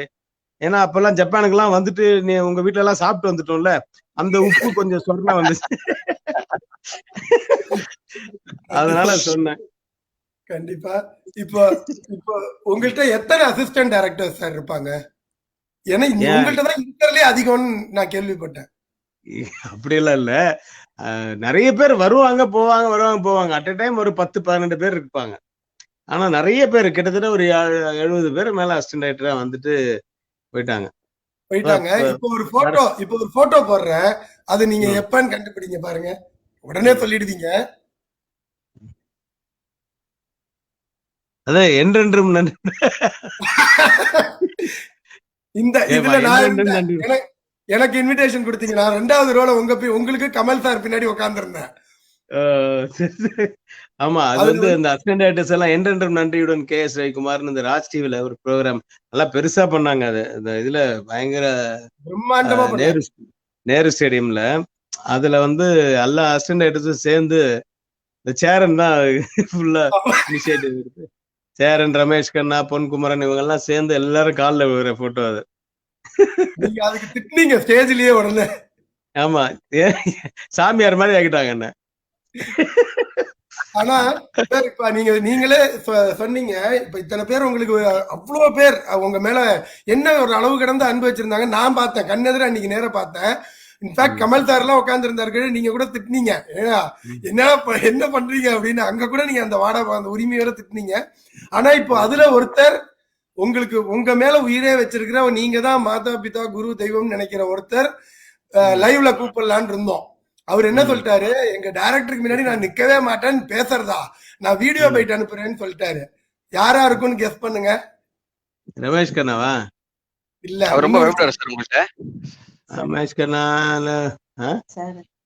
சேரனா இருக்கும்ன்றாங்க. ஆமா, இப்ப அத பாக்கலாம். பாத்தியா பாருங்க. என்னை விட வணக்கம் சார். வணக்கம் சார். இந்த காணொளி மூலமா எங்க டைரக்டர் கலந்துக்கிற அந்த நிகழ்ச்சியில நானும் அவரோட சிஷ்யனா, அவரோட மாணவனா சார் கூட பேசுறது எனக்கு ரொம்ப மகிழ்ச்சி. டோக்கியோ தமிழ் சங்கத்தில் உள்ள அனைத்து தமிழர்களுக்கும் என்னுடைய மனமார்ந்த வணக்கங்களும் சந்தோஷமும். எங்க இயக்குனர் சார் இல்லைன்னா என்னோட லைஃப்லாம் கிடையாது. சார்ட்டு தான் நான் கற்றுக்கிட்டு, சார்ட்டு இருந்து தான் நான் உருவாகி நானும் ஒரு இயக்குனர் அப்படின்னு சொல்கிற அளவுக்கு வளர்ந்துருக்கேன். அப்படின்னா அத்தனையும் தொழிலும் சரி, வாழ்க்கையை பற்றியும் சரி, எந்த இடத்துல எப்படி எல்லார்கிட்டையும் நடந்துக்கணுன்றதையும் சரி, நான் கற்றுக்கிட்டது, இன்னமும் கற்றுக்கிட்டு இருக்கிறது எங்கள் டைரக்டர்கிட்ட தான். டைரக்டர் வந்து அவரோட இன்டர்வியூக்கள் இல்லை அவருடைய படங்கள் இல்லை அவரை பற்றி மற்றவங்க எல்லாரும் சொன்னது எல்லாம் பார்த்துருப்பீங்க. ஆனால் நீங்கள்லாம் பார்க்காத ஒரு முகம் அவருக்கு இருக்கு. அது பாசமான ஒரு அப்பா அப்படின்ற முகம்.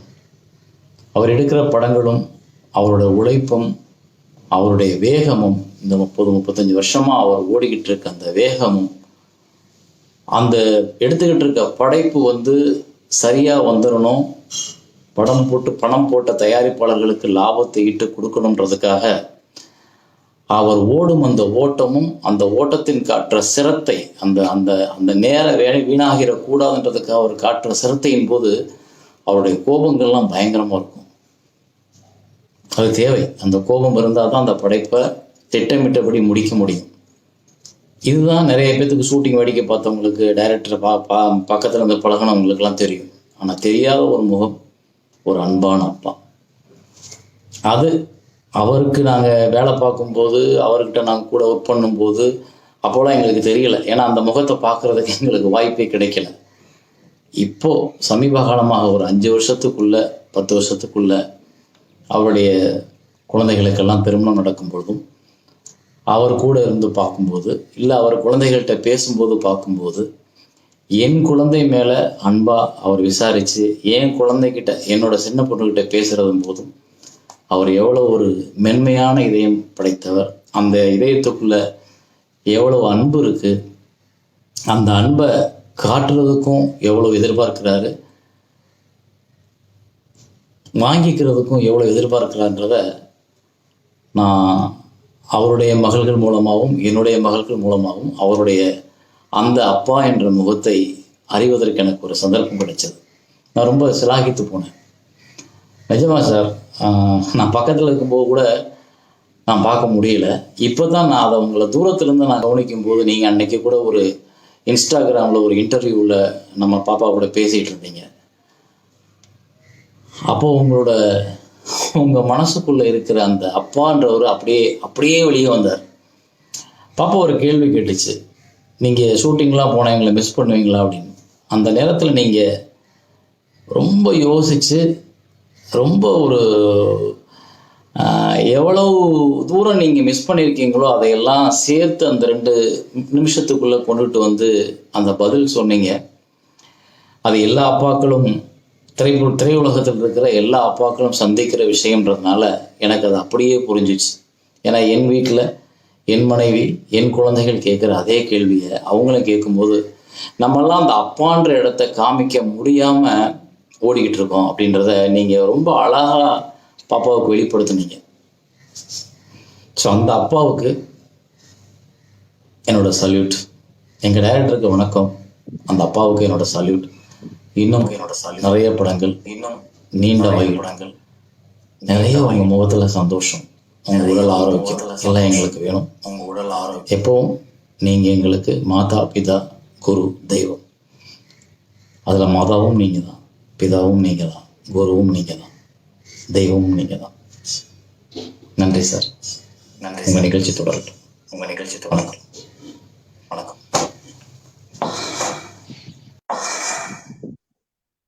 என்ன சார் அவரு எனக்கு அனுப்பிச்சவனையே நான் எமோஷனல் ஆயிட்டேன். அதை பார்த்துட்ட உடனே கால் பண்ணேன், என்ன சார் நீங்க நேரையே வந்து, நான் சத்தியமா எங்க டைரக்டர் நேர அவர் இதை பண்றா அதை பண்றானோ நாங்க ஓடுவோமே தவிர என்னால முடியாது ஹரி, நான் வந்து வீடியோ அனுப்புறேன்னாரு. நீங்க சொல்லுங்க. என்ன சொல்றது, அவனும் பாசமான ஆளுதான்.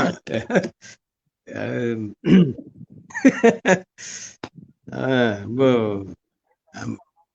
நல்ல டைப். என்ன அவன் வந்து எனக்கு ஒரே வருத்தம், பட் இன்னும் அவன் குழந்தைங்களுக்கு இன்னும் கல்யாணம் பண்ணல, இன்னும் ஆரம்பிக்கிறான் அவன் வேலையை. அவன் சீக்கிரம் பண்ணணும் அப்படிங்கிறது தான் நானும் ப்ரே பண்ணிக்கிறேன்.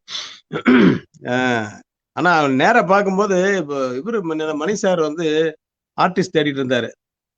இந்த பொன்னியின் செல்வனுக்கு எல்லாரும் தாடி வச்சவங்க எல்லாம் இப்ப முக்காவாசி பேர் சினிஃபீல்ட்ல எல்லாம் இந்த மாதிரிதான் இருக்கு. பொன்னியின் செல்வன் நடிச்சிட்டு வந்த மாதிரியே இருக்கு அவனும் லுக்கு.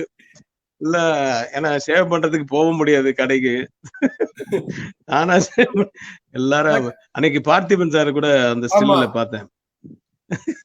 போன வாரம் நம்ம இதுக்கு வந்திருந்தாரு, நம்ம அகமபுரம். தேங்க்யூ சேரன். எப்படி சேரன், இப்ப சேரன் சார் வந்து ஒரு சாம்பிள் தான். இது மாதிரி நீங்க சொன்ன மாதிரி ரமேஷ் கண்ணா சார் எக்கச்சக்க பேர்ட்ட வாங்கியிருக்க முடியும். ஆனா எத்தனையோ பேர் டைரக்டர் இருக்காங்க, எத்தனையோ அசிஸ்டன்ட் டைரக்டர்ஸ் இருக்காங்க. ஆனா எப்படி சார் இத்தனை உள்ளங்களை சம்பாதிச்சீங்க? அது ஒண்ணுமே இல்ல, நம்ம ஒழுங்கா நம்ம வேலையை பார்த்தாவே போதும். நம்ம ஒர்க்கு நம்ம பார்த்துட்டு இருக்கும் போதே அவங்க கத்துக்க வரவங்க அந்த ஒர்க்கை தானே சார் கத்துக்கிறாங்க. கோவத்தை கத்துக்கிட்டவங்களும் இருக்காங்க. இதே சேரன் வந்து நான் கோவப்படும் போது அவன் கோவப்பட்டிருக்கான் ஷூட்டிங் ஸ்பாட்ல. அதுக்கப்புறமா அவன் படம் டைரக்ஷன் எல்லாம் பண்ணி முடிச்சதுக்கு அப்புறம், சார் உங்களுக்கு ஏன் கோவம் வருதுன்னு இப்பதான் சார் எனக்கு தெரியுது, நான் டைரக்ஷன் வந்ததுக்கு அப்புறம் தான் தெரியுது. ஐயோ ஒரு சீனை எடுத்து முடிக்கிறதுக்குள்ள டார்ச்சர் பண்றானுங்க பாருங்க, இப்ப புரியுதா அப்படின்னு. அதாவது அவன் படும்போதுதான் அவங்களுக்கு தெரியும் பிரச்சனைகள், அவங்களுக்கு வரும்போது தானே தெரியும். அந்த மாதிரி எல்லாரையும் கட்டி மேய்க்கிறதுன்னு ஒண்ணுமே இல்லை சார். ஒன்னே ஒண்ணு, நமக்கு வந்து எந்த வேலையும் நமக்கு தெரிஞ்சிருக்கணும். சினிமால ஒரு ப்ரொடக்ஷன் பாய் இல்ல, அதாவது சாப்பாடு போடுறான் தெரியுங்களா, அவன் எப்படி அந்த சேர் மேல வந்து அந்த ஒயிட் பேப்பரை போட்டுட்டு அந்த எப்படி அடுக்கி வைக்கணும், எப்படி அந்த ஸ்பூன்ஸ் எல்லாம் உள்ள வைக்கணும், எப்படி இது பண்ணி அதுக்கப்புறமா கிளவுஸ் போட்டு அதுக்கப்புறமா சப்பாத்தியோ அதுக்கப்புறமா இட்லியோ அந்த கையில எடுக்கணும். இது மாதிரி சின்ன சின்ன விஷயங்கள் எல்லாம் வந்து இதெல்லாம் பார்த்தவனே ஒரு நாள் பார்த்தா நமக்கு தெரிஞ்சிடும். இந்த மாதிரி வேலைகள்ல இருந்து டாப் டைரக்டர் இல்ல ப்ரொடியூசர் பண்ற வேலை வரைக்கும் எல்லா வேலையும் நமக்கு தெரிஞ்சிருக்கணும். ஒரு செட் டிபார்ட்மெண்ட்ல இருந்து ஒரு ஆர்ட் டிபார்ட்மெண்ட்ல இருந்து எல்லார் வேலையும் நமக்கு தெரிஞ்சிருக்கணும். யாராவது 4 பேர் வரலன்னா அப்படியே ஃபங்காய் உட்காந்துருக்க கூடாது.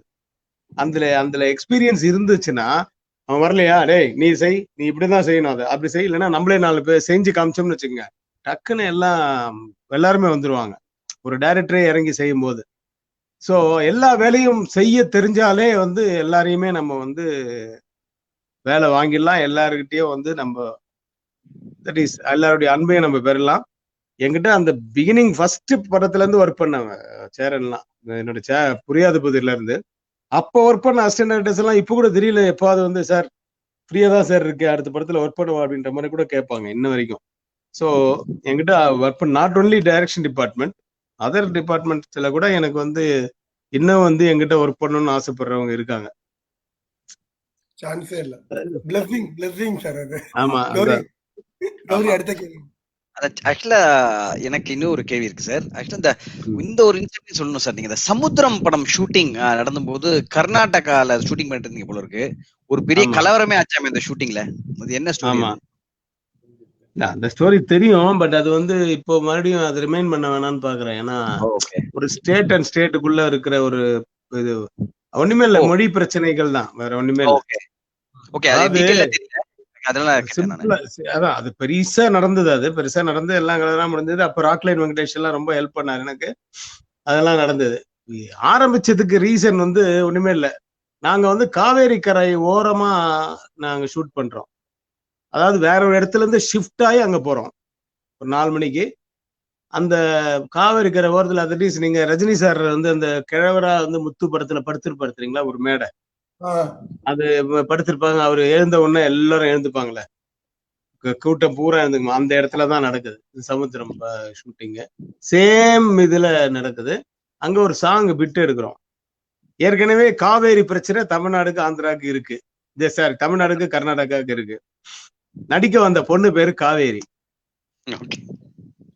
ஏமா காவேரி இப்படி வா அப்படி வா, சொன்னதை செய்யுமா, போதா காவேரி இன்ட்டு கொடுத்துட்டேன்னா, காவேரிய நான் திட்டுறது அவங்களுக்கு வந்து காவேரி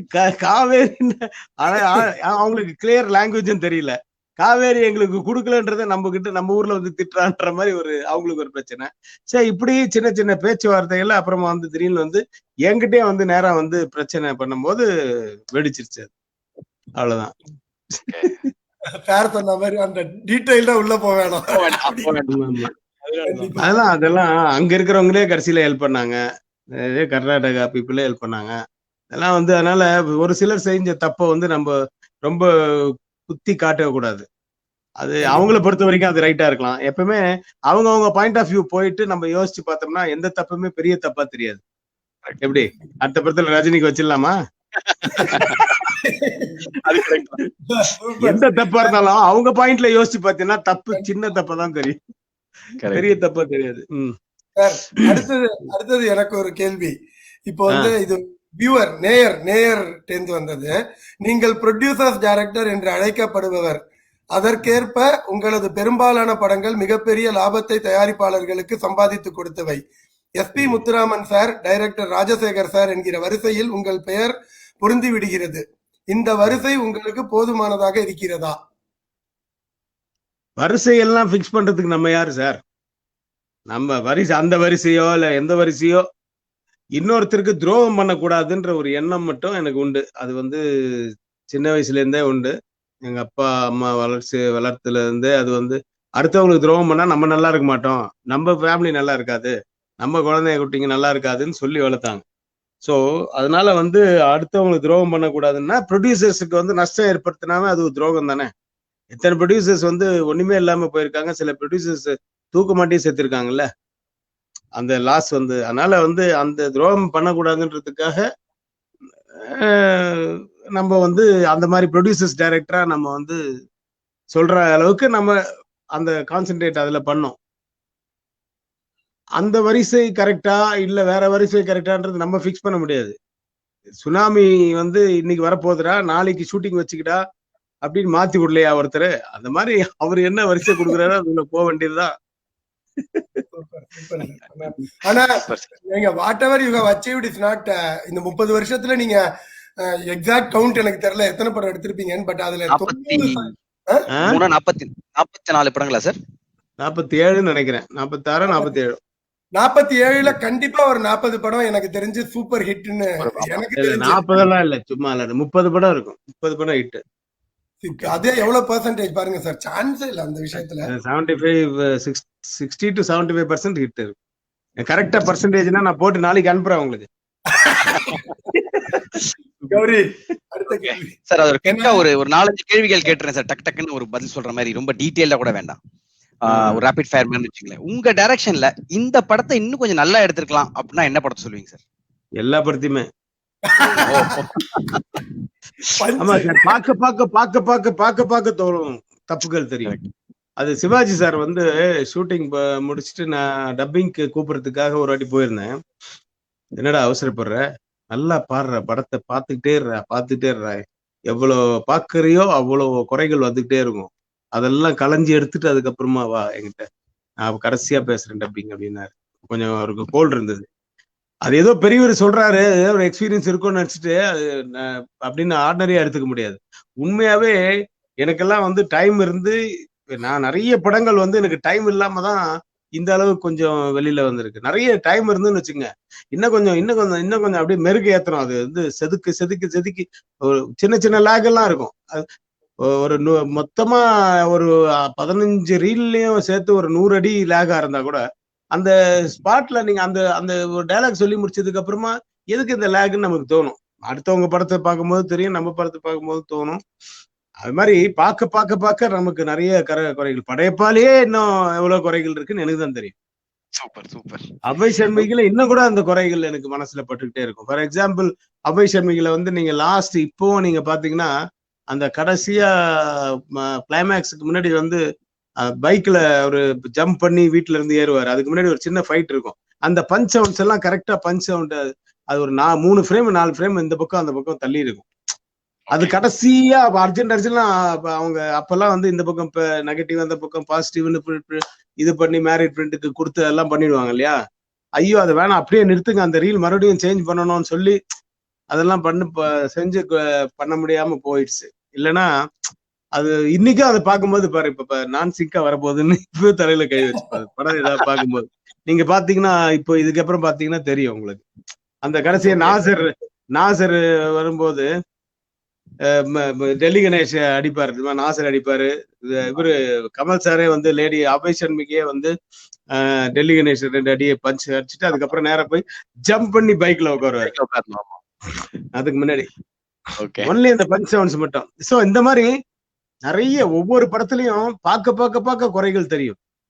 அது நிறைய. அதனாலதான் அவர் வந்து டப்பிங்க்கு முன்னாடி நிறைய பாரு, டப்பிங் முடிஞ்சதுக்கு அப்புறம் கூட நிறைய பார்த்துட்டே இருக்கா, அப்பதான் கரெக்டா ட்ரிம் பண்ணி கொடுக்க முடியும் அப்படின்னுவாரு. அப்படின்னு சிவாஜி சார் சொன்னாரு. அது எனக்கு ஞாபகம் வரும் இன்ன வரைக்கும். எவ்வளவு தடவை நம்ம பாக்குறோமோ, எவ்வளவு மேக்சிமம் பாக்குறோமோ அது நல்லது. Super sir. Easy to work with heroine அப்படி இவ்வளவு பேர் ஒர்க் பண்ணிருக்கீங்களா? இவங்களும் ரொம்ப easy, very comfortable to work with. அதுல இன்னொரு ஆட் ஆன், நீங்க தமிழ்நாட்டோட டாப் 5 ஹீரோஸோட பண்ணிருக்கீங்க. அதனால மட்டும் தான் பண்ணல அவரு. இல்ல விஜய், அஜித் சார் வரைக்கும் எல்லாரோடையும் பண்ணிட்டாரு. அஜித், விஜய், மாதவன், செம்பு எல்லாரையும் பண்ணிட்டாரு. அவர் பண்ணாதது வந்து எம்ஜிஆர் தவிர எல்லாம் பண்ணிட்டாரு. சூர்யா எல்லாரும் பண்ணிட்டாரு. இல்ல எங்க அப்பா ரசிச்ச ஹீரோஸோட பண்ணதான் எனக்கு ரொம்ப பெரிய சந்தோஷம். சிவாஜி சாரு, ஜெமினி கணேசன் சாரு, நாகேஷ், சரோஜா தேவி அவர்கள், சரோஜா தேவி, விஜயகுமாரி எல்லாம் பண்ணிட்டேன். இல்ல ஈஸி டு ஒர்க் வித்ன்றது வந்து யாருகிட்டயுமே ஒர்க் பண்றது ஈஸி கிடையாது. நம்ம அதை எடுத்துக்கிற முறை தான். இவங்க கிட்ட ஒர்க் பண்றது ஈஸின்னு நினைச்சாவே காலி. நம்ம இட்ஸ் வெரி ஹார்ட். இவங்க கிட்ட ஒவ்வொருத்தருக்கிட்டையும் சில பிளஸ் பாயிண்ட்ஸ் இருக்கும், சில மைனஸ் பாயிண்ட்ஸ் இருக்கும். ஒவ்வொருத்தருடைய இமேஜ் நமக்கு தெரிஞ்சிருக்கணும்.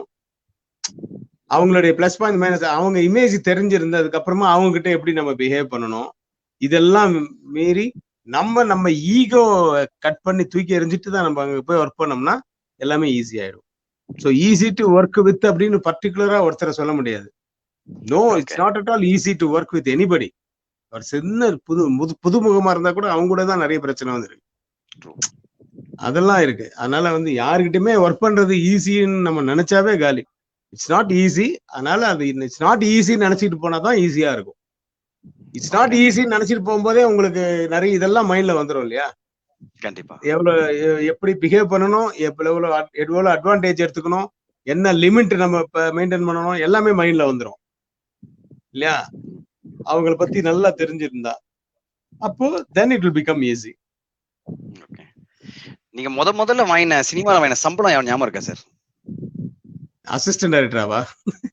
அசிஸ்டன்ட் டைரக்டர் நிறைய படத்துல நான் தான் கொடுத்திருக்கேன், சில படங்களுக்கு. அசிஸ்டன்ட் அவர் பண்ணும்போது சில படங்களுக்கு நான் கொடுத்துருக்கேன். அசிஸ்டன்ட் எல்லாம் ராஜா ராஜா தான் படம் 100 Days ஒரு சின்ன சொன்னேன்ல, அது வந்து 5,000 rupees அப்போ எனக்கு சேலரி ஃபுல் பிக்சருக்கு. என்னுடைய முதல் படம் புரியாத புதிருக்கு வந்து 30,000 rupees என்னுடைய சம்பளம் ஆஸ் எ டைரக்டர். சூப்பர். இதை விட எனக்கு அது பெரிய பெருமை.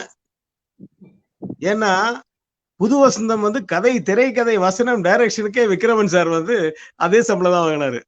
ஒரு 5,000 ரூபாய் மேல இருக்கும்னு நினைக்கிறேன். 35,000 தான் இருக்கும் வித் ஸ்டோரி ரைட்ஸ் எவ்ரிதிங்.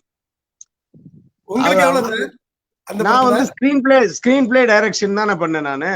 அதனால வந்து என்னுடைய முதல் படத்துக்கு 30,000 ரூபாய் வந்தது. ஒரு பரவாயில்லையே, நம்ம பரவாயில்ல 30,000 ரூபாய் நமக்கு கொடுத்துட்டாங்க. அவருக்கு 35 தான் கொடுத்துருக்காங்க. இத்தனைக்கும் கதை, திரைக்கதை, வசனம், டைரக்ஷன். நான் screen play dialogue direction, but story வந்து எந்த இல்ல, அது ரீமேக். அது நான் ஸ்கிரீன் பிளே மாத்திட்டேன். அதனால வந்து எனக்கு எனக்கு ரைட்ஸ் எல்லாம் கிடையாது, ஸ்டோரி ரைட்ஸ் எல்லாம் கிடையாது. அவருக்கு ஸ்டோரி ரைட்ஸ் எல்லாம் சேர்த்தே 35,000 தான். அதனால வந்து எனக்கு வந்து அது பெரிய ஓகே, நமக்கு நல்ல சம்பளம் தான் கொடுத்துருக்காங்க நான் அப்ப நினைச்சுக்கிட்டேன். அதுலயே ஒண்ணு, இப்ப நீங்க வந்து கரெக்டா அந்த இதுக்கு வந்தீங்க பாயிண்ட்டுக்கு, அதனால கேக்குறேன். நீங்க வந்து அசிஸ்டன்ட் டைரக்டரா பண்ணி கடைசி படம் புது வசந்தம் விக்ரமன் சாரோட, அதுக்கப்புறம் நீங்க டைரக்டர் ஆயிட்டீங்க, கரெக்டா? கரெக்ட். இப்ப அந்த அது அது எப்படி, அது என்ன, அது பத்தி இல்ல, அது வந்து ராஜா ராஜா தான் ஒர்க் பண்ணிட்டு இருக்கும் போதே நான் தான் சொன்னேன். அந்த கேஆர் பிளாஸ்டிக்ஸ் ஆரம்பிச்சதுக்கு அப்புறம் ராஜேந்திர குமார்னு என்னுடைய கொலீக் ஒருத்தன், அவன் வந்து இந்த மாதிரி என்னுடைய அசிஸ்டன்ட் மணின்னு ஒருத்தருப்பா. அவன் வந்து இப்போ ஒரு புதுசா ஒரு ப்ரொடியூசர் வந்திருக்காரு தமிழ்ல. அங்க அப்ப இதுல மலையாளத்துல வந்து ஒருத்தர் ஜிவி, தமிழ்ல ஜிவி ஃபேமஸ். அது மாதிரி மலையாளத்துல இவர் நிறைய படங்கள் எடுக்கிறாரு. அவரு இப்ப முதல் தமிழ்ல ஒரு படம் பண்ண போறாரு. அவரு அந்த படத்தை வந்து டைரக்ட் பண்ண போறது என்னுடைய அசிஸ்டன்ட் மணி தான். அதனால வந்து கொஞ்சம் வேலை தெரிஞ்சவன் வேணும் அப்படின்னு கேட்டான். என்ன கூப்பிட்டா நான் எப்படிப்பா என் அசிஸ்டன்ட் கிட்ட போய் ஒர்க் பண்றது, அதனால நீ வந்து பண்ணி கொடு அப்படின்னா. ஒரு தடவைக்கு 2 தடவை 3 தடவை வேணாம்னு சொல்லி அதுக்கப்புறம் ரொம்ப தொல்லை பண்றேன்னு சொல்லி அவட சொல்லி போய் ஒர்க் அந்த படத்தை கதையெல்லாம் கேட்டு அதுக்கப்புறமா ஒர்க் பண்ணேன் விக்ரமன் சார்கிட்ட. அது வந்து அந்த படம் தான் எனக்கு வந்து மறுபடியும் ஒரு லைஃப் டேர்னிங் பாயிண்டா வரும் அப்படின்றது நானே நினைக்கல. ஏன்னா இது இந்த கேஆர் பிளாஸ்டிக்ஸ் பண்ணிட்டே நான் போய் பண்ணேன் அந்த படம் ஒர்க் பண்ணேன். அவரு ஒரு டிஃப்ரெண்ட் ஸ்டைல் ஆஃப் ஒரு டைரக்டர். அவரு நான் அது வரைக்கும் ஒர்க் பண்ண டைரக்டர்கிட்ட ரொம்ப டோட்டலா டிஃப்ரெண்டான ஒரு ஃபீல்ட்ல உள்ளவர். அவருடைய ஃபீலிங்கே வந்து மோர் தென் ஒரு மாதிரி light hearted sentiment plus way of telling. இது வந்து அன்னைக்கு அந்த பொசிஷன்ல, இன்னைக்கு வேணா நிறைய அந்த மாதிரி படங்கள் வந்திருக்கலாம். அன்னைக்கு ஸ்டேஜ்ல அவர் சொன்ன அந்த டெல்லிங் வந்து ஒரு வெரி நியூ, புதுசா இருந்தது அவரு சொன்னது. அதுக்கப்புறமா நான் அவர்கிட்ட கேட்பேன், சார் இது எப்படி சார் இந்த சீன் எல்லாம் பிடிச்சிங்க, இது வந்து சூப்பரா இருக்கு சார் இந்த சீன். இப்ப தனியா வந்து கூட்ட சொல்லுவாரு, ஹஸ்பண்ட் அண்ட் ஒய்ஃபுக்குள்ள வச்சிருக்கிற சீனு, இதே ஹஸ்பண்ட் ஒய்ஃப் உள்ள சீன் இருந்தா பழைய சீனா இருக்கும்ல, அதை நான் ஃப்ரெண்ட்ஸுக்கு வச்சேன் அப்படின்னு ரொம்ப சின்ன மேட்டரா ட்விஸ்ட் பண்ணிருப்பாரு. ஆக்சுவலா ஒன்னும் இல்ல, பட்ஜெட் போடுற சீன் பாத்தீங்கன்னா ஒரு ஹஸ்பண்ட் அண்ட் ஒய்ஃபுக்குள்ள பட்ஜெட் போடுற சீன் ஏற்கனவே வந்திருக்கும். ஒரு ஃப்ரெண்ட்ஸுக்குள்ள போடும்போது இது ஒரு டோட்டலா டிஃப்ரெண்டா இருந்தது. அந்த மாதிரி சில சீன்ஸ் எல்லாம் ரொம்ப வித்தியாசமா திங்க் பண்ணுவாரு. Totally different style of director அவரு. Light hearted. உங்களுக்கு ஒரு சர்ப்ரைஸ், உங்களோட அசிஸ்டன்ட் வந்து ஒருத்தர் பேசினாரு வீடியோ. ஆமா, உங்க டைரக்டர் இப்ப வந்தா எப்படி இருக்கும்? யார்? விக்ரம் சாரா? விக்ரம் சாரா? அப்படியா? பர்டிகுலர் அவர் பேசணும்னு அவரு ஏற்கனவே பிக்ஸ் பண்ணி வச்சிருந்தீங்களா? ஆமா, பாருங்க இப்ப வருவாரு. நீங்க அதான் புது வருஷம் நீ கேள்வி கேட்கும் போது கரெக்டா சார் கேமரா ஆஃப் ஆயிருக்கு. விக்ரமன் சார் கேமரா ஆஃப் ஆயிருக்கு. கனிஷ்கா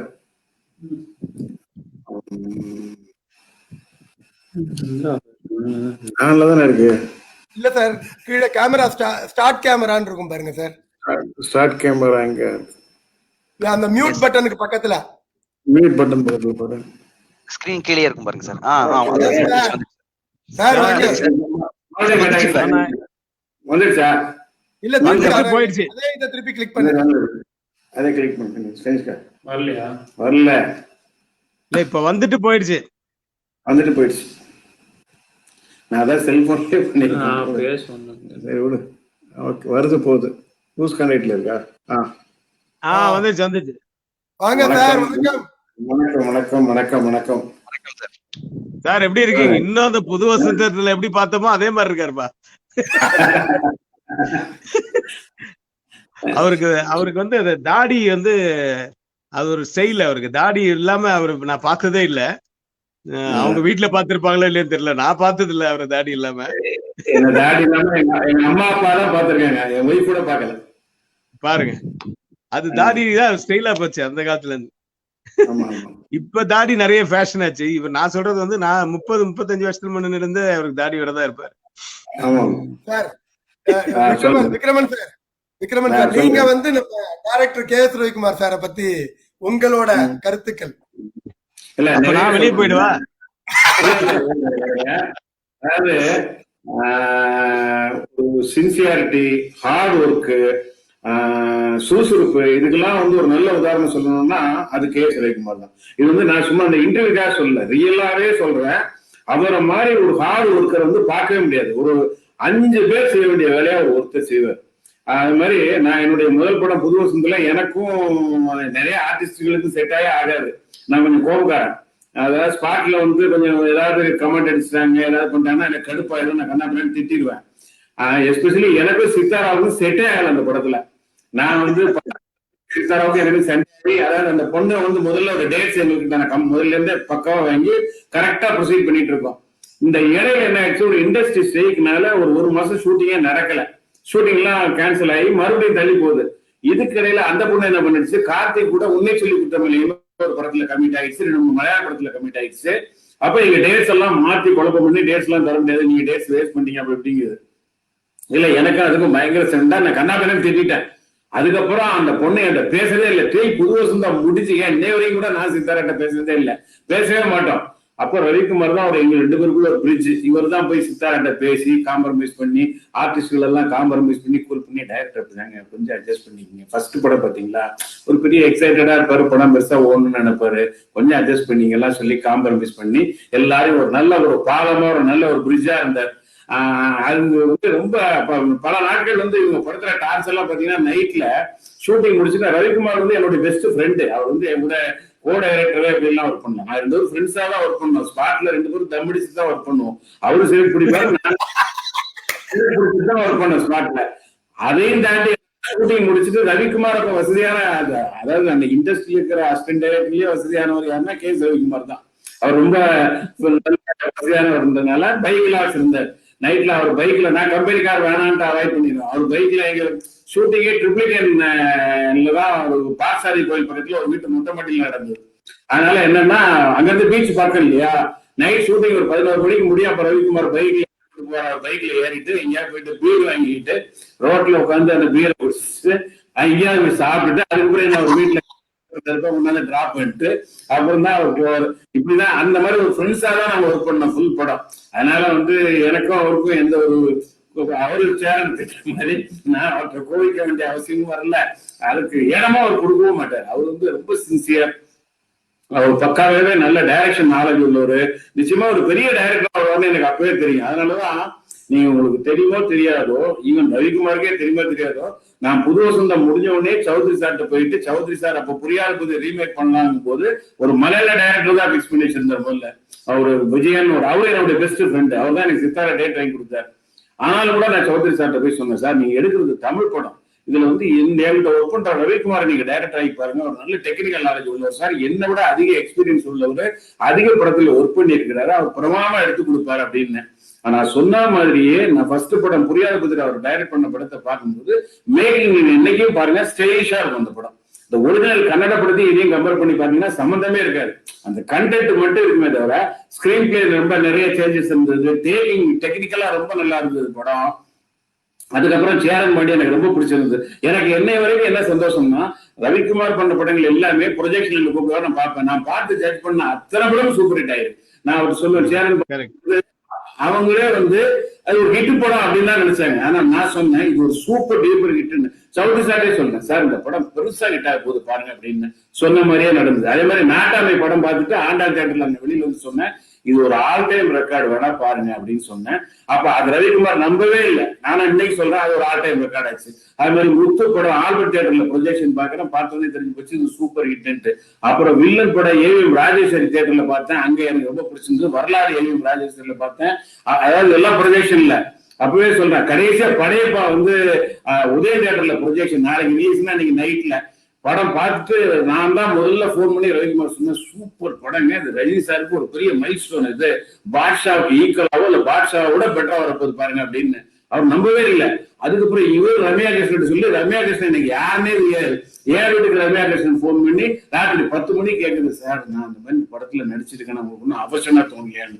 இல்லைங்க இல்ல நீலாம்பரி தான் ஹைலைட் இந்த படத்துல, வேணா பாருங்க இந்த படத்துக்கு போற உங்க எல்லாரும் நீலாம்பரி நீலாம்பரின்னு கூப்பிட ஆரம்பிச்சிருவாங்க, அந்த அளவுக்கு பவர்ஃபுல்லான ரோல் பிரமாமா பண்ணிருக்கீங்க நீங்க அப்படின்னு சொன்னேன். இப்படி எல்லா படங்களுமே நான் வந்து ப்ரொஜெக்ஷன்லயே கொஞ்சம் நல்லா கரெக்டா கணிக்க முடிஞ்சது. அதுக்கு ஒரு நல்ல நிறைய, அதாவது எனக்கு தெரிஞ்சு நான் ஒர்க் பண்ண எங்க டைரக்டர் மணிவண்ணன் சார், அது அவர் ஈக்குவலாவோ அவர் விடவோ அதிக ஜேனர்ல படம் பண்ணது யாருன்னா KS ரவிக்குமார் தான். தமிழ் இண்டஸ்ட்ரியில இல்ல இந்திய இண்டஸ்ட்ரியிலேயே ரவிக்குமார் தோடாத ஜேனரே கிடையாது. ஃபர்ஸ்ட் படம் பாத்தீங்கன்னா ஒரு கிரைம் த்ரில்லர், அவர் காமெடியில பிஸ்தா மாதிரி படங்கள் இந்த மாதிரி படங்கள்லாம் பண்ணியிருக்காரு. நாட்டாமை மாதிரி, சேரன் பாண்டியன் மாதிரி வில்லேஜ் ஜேனர்ல படம் பண்ணியிருக்காரு. அப்புறம் லவ் சப்ஜெக்ட் பண்ணியிருக்கிறாரு. இந்த மாதிரி வில்லன் வரலாறு மாதிரி வேற வேற கமர்ஷியல் ஜேனர்ல நிறைய படம் பண்ணியிருக்காரு. ஸோ ஓவரால் பாத்தீங்கன்னா KS ரவிக்குமார் மாதிரி வெரைட்டியா படம் பண்ண டைரக்டர் வந்து இந்தியாவே ஒருத்தர் தான். இது வந்து நிச்சயமா இந்தியாலேயே ஒருத்தர். சொல்லுங்க சார். பாருங்க அவர் எவ்வளவு தூரம், அதாவது என்ன ஒரு உள்ள ஆத்மார்த்தமா பேசுறாரு சார் உங்களை பத்தி. அதான், ஆனா அவர் பேசும்போது இவ்வளவு நேரம் எனக்கு வேர்க்கவே இல்லை, ஆனா அவர் பேசும்போது மட்டும் வேர்க்குது எனக்கு. எனக்கு அவரை புகழ்ந்து சொல்லணும்ன்றது ஒன்றும் அவசியம் இல்லையா. நான் வந்து என்னை பத்தி அவருக்கும் தெரியும். நான் யாரை பத்தியுமே என் லைஃப்ல சௌத்ரி சார் எனக்கு லைஃப் கொடுத்துருக்காரு. விக்ரமன் இன்னைக்கு எல்லாருக்கும் தெரியுது அப்படின்னா சௌத்ரி சார்னு ஒருத்தர் இல்லைன்னா இன்னைக்கு என்ன யாரும் தெரியாது. அந்த நெஞ்சு நான் இன்னைக்கு இருக்கேன், சௌத்ரி சாருக்கும் தெரியும். அதுக்கப்புறம் என் கூட ஒர்க் பண்ண, ஆனா எனக்கு ஃபார்ச்சுனேட்லி எனக்கு கிடைச்ச ஒரு அதிர்ஷ்டம் என்னன்னா என் கூட ஒர்க் பண்ண எல்லாருமே ஒரு நல்ல ஒரு பிரதர்ஹுட் அஃபெக்ஷன்ல ஒரு சின்சியரா என் கூட நல்ல அஃபெக்ஷனோட தான் இருப்பாங்க. எனக்கு ஒரு கஷ்டம்னா யாராலையும் தாங்க முடியாது, ஹெல்ப் பண்ணணும்னு எல்லாருமே நினைப்பாங்க. நான் நல்லா வரணும்னு நினைப்பாங்க, மறுபடியும் நான் படம் பண்ணணும்னு நினைப்பாங்க, சக்சஸ் பண்ணணும்னு நினைப்பாங்க. அதை விட பெரிய விஷயம் என்னன்னா ரவிக்குமார் வந்து முத்து எல்லாம் படம் பண்ணி ஹிட் பண்ண நேரம் கூட உனக்காக ப்ரொஜெக்ஷன் பார்த்துட்டு அடுத்த நாள் சௌத்ரி சார் வந்து சொல்றாரு, சார் சூப்பர் படம் சார், இன்னொரு புது வசனம் நீங்க கொடுத்துட்டீங்கன்றாரு. சௌத்ரி சாருக்கு அப்பதான் பெரிய ஓப்பு வந்தது. சார் ரவிக்குமார் வந்து ஒரு கமர்ஷியல் டைரக்டரா இருக்காரு, அவருக்கு பூவே அவருக்கு ரொம்ப பிடிச்சிருக்கு அப்படின்னா டெஃபினட்டா அந்த படம் ஓடிடும். ஏன்னா ஒரு சின்ன ஆஸ்லேஷன் டைலமா இருந்தது, விஜய் வச்சு அப்படி ஒரு எக்ஸ்பெரிமெண்ட் எடுக்கிற மாதிரி. இவர் ஒவ்வொரு சீனா ரசிச்சு வேற சொல்றாரு, எனக்கு ரொம்ப பிடிச்ச சீன் என்ன தெரியுமா சார், நீங்க அடையார் பார்க்ல இருந்து அப்படியே கேமரா டில்டோன் ஆகி இவ்வளவு பெரிய பார்ட்டி கொடுப்போம் நான் எதிர்பார்க்கவே இல்லைடா, வேலை கிடைச்சிருக்கு அப்படின்னு சொல்லிட்டு கிரேட் டவுன் பண்ணா ஒரு பிளாட்ஃபார்ம் ஹோட்டல்ல கையேந்தி கோல்ல சாப்பிட்டு இருப்பாங்க அந்த ஷாட் சார் அப்படின்னு சொல்லி சொன்னார். இல்லைன்னா சௌத்ரி சார் ரொம்ப ஹாப்பி ஆகி டெஃபினட்டா நம்ம படம் பெருசா ஓடிடும் அப்படின்னாரு. அப்கோர்ஸ் அது பெருசா ஓடிச்சு. இந்த மாதிரி நிறைய நல்ல குட் ஹார்ட்டட் அவரு, நிறைய ஹெல்பிங் டெண்டன்சி உள்ளவரு. அவருடைய அசிஸ்டன்ஸ் எல்லாருமே எனக்கு தெரியும், எல்லாம் என்ன பேசுவாங்க. ரமேஷ் கண்ணாலாம் எனக்கு நான் நடிகரா அறிமுகப்படுத்தியிருக்கேன். அவருக்கு அசிஸ்டண்டா இருந்தாலும் அவர் நடிகரை அறிமுகப்படுத்துறது நான் தான், ரமேஷ் கண்ணா. அவரு ரொம்ப சொல்லுவாரு, அந்த மாதிரி டைரக்டர் மாதிரி ஹார்ட் ஒர்க் எல்லாம் வரவே வராது சார். ஏன்னா ஆகும்னா ரவிக்குமார் கூட கம்பேர் பண்ணி பேசுவாரு ரமேஷ் கண்ணா சார். அது நான் சொன்னேன் சார், அவர் வேற, அவரு வந்து டக்குன்னு 3-4 படம் தேனி மாதிரி சுறுசுறுப்பானவர். அவ்வளவு சுறுசுறுப்புலாம் கிடையாது, ஓரளவுதான். நான் எனக்கு தெரிஞ்ச ஸ்பீட்ல தானே அவர் பண்ண முடியும். அவர் ஸ்பீட்ல நான் அவர் பண்ணா அப்புறம் நான் ரவிக்குமார் யார மாட்டேன்னா இல்லையா. அதனால ஸ்டைல் இருக்கு, அந்த ஸ்டைல்ல தான் படம் பண்ண முடியும் அப்படின்னு அவரோட ரொம்ப இதா இருந்தாங்க. ரவிக்குமார் மென்மேலும் பல வெற்றிகள், அவருடைய தெலுங்கு படம் பெரிய ஹிட், கடைசியா பண்ண படம் ஜெயசிம்மா படம் வந்து பாலகிருஷ்ணா வச்சு பண்ண படம் ஹிட். தொடர்ந்து தெலுங்கு, கன்னடம், ஹிந்தி, தமிழ்லையும் மறுபடியும் பெரிய வெற்றி படங்கள் கொடுக்கணும். என்னுடைய வாழ்த்துக்கள். நன்றி. நீங்க மறுபடியும் படங்கள் பண்ணணும். எனக்கு மிகப்பெரிய ஆசை, சீக்கிரமா உங்க பையன் மிகப்பெரிய ஹீரோவா வலம் வரணும். அதுதான் என்னுடைய ஆசை, என்னுடைய வேண்டுதல். வேற